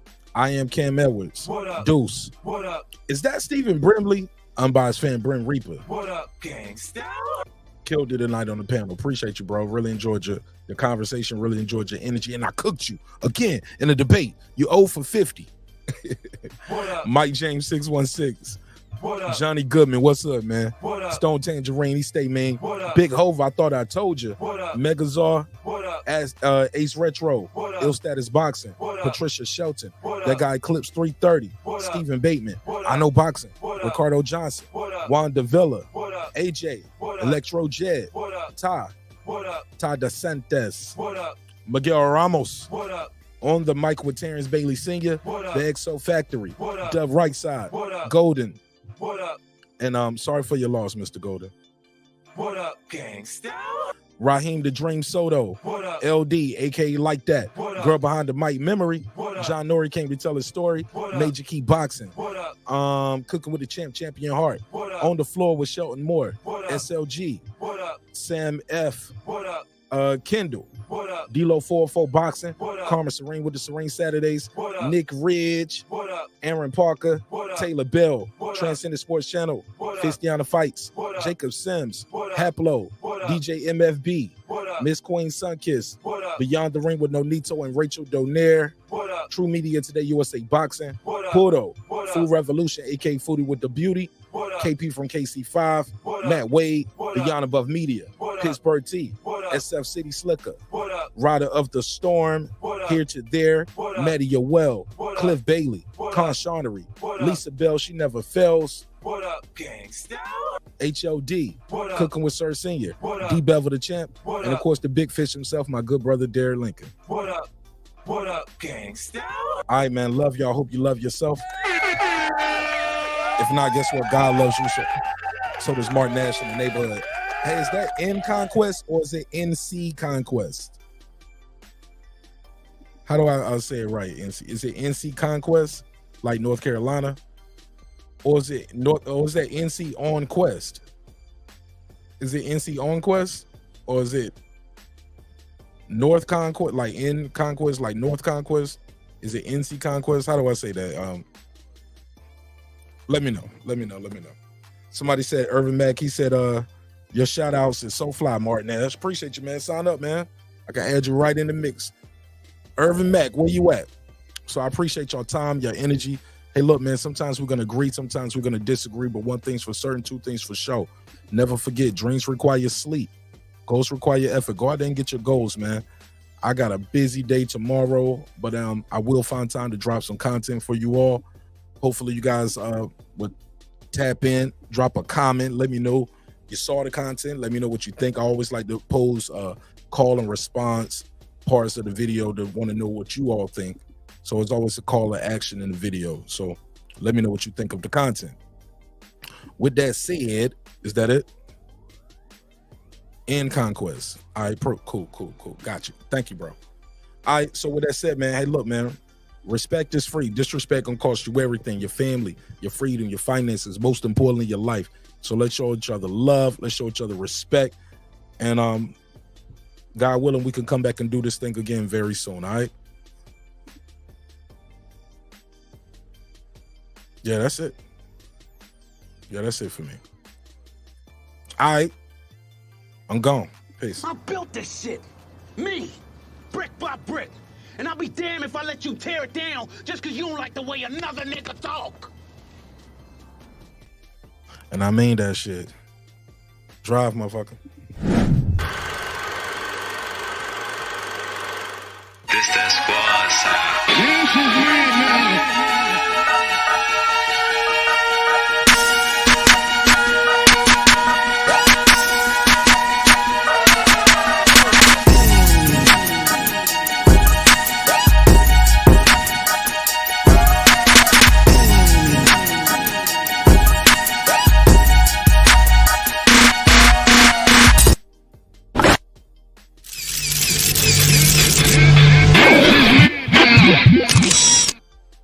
And I'm a little late on this, but better late than never. Shout out to Tony for the Cash App. Appreciate you, man, for supporting the show in a major way. AJ, I really appreciate you. Shout out to Ramco. Thank you so much for the support. And who's this last one? George. Thank you, George. Appreciate you guys for supporting the show in a major way. I really appreciate you. Good night, ladies and gentlemen. See you on the next one. Subscribe. I don't care how many subscribers he has. Support him. So he made all this possible. He made this possible. Nah, Dr. Mark, God made this possible. So did viewers like you. Peace.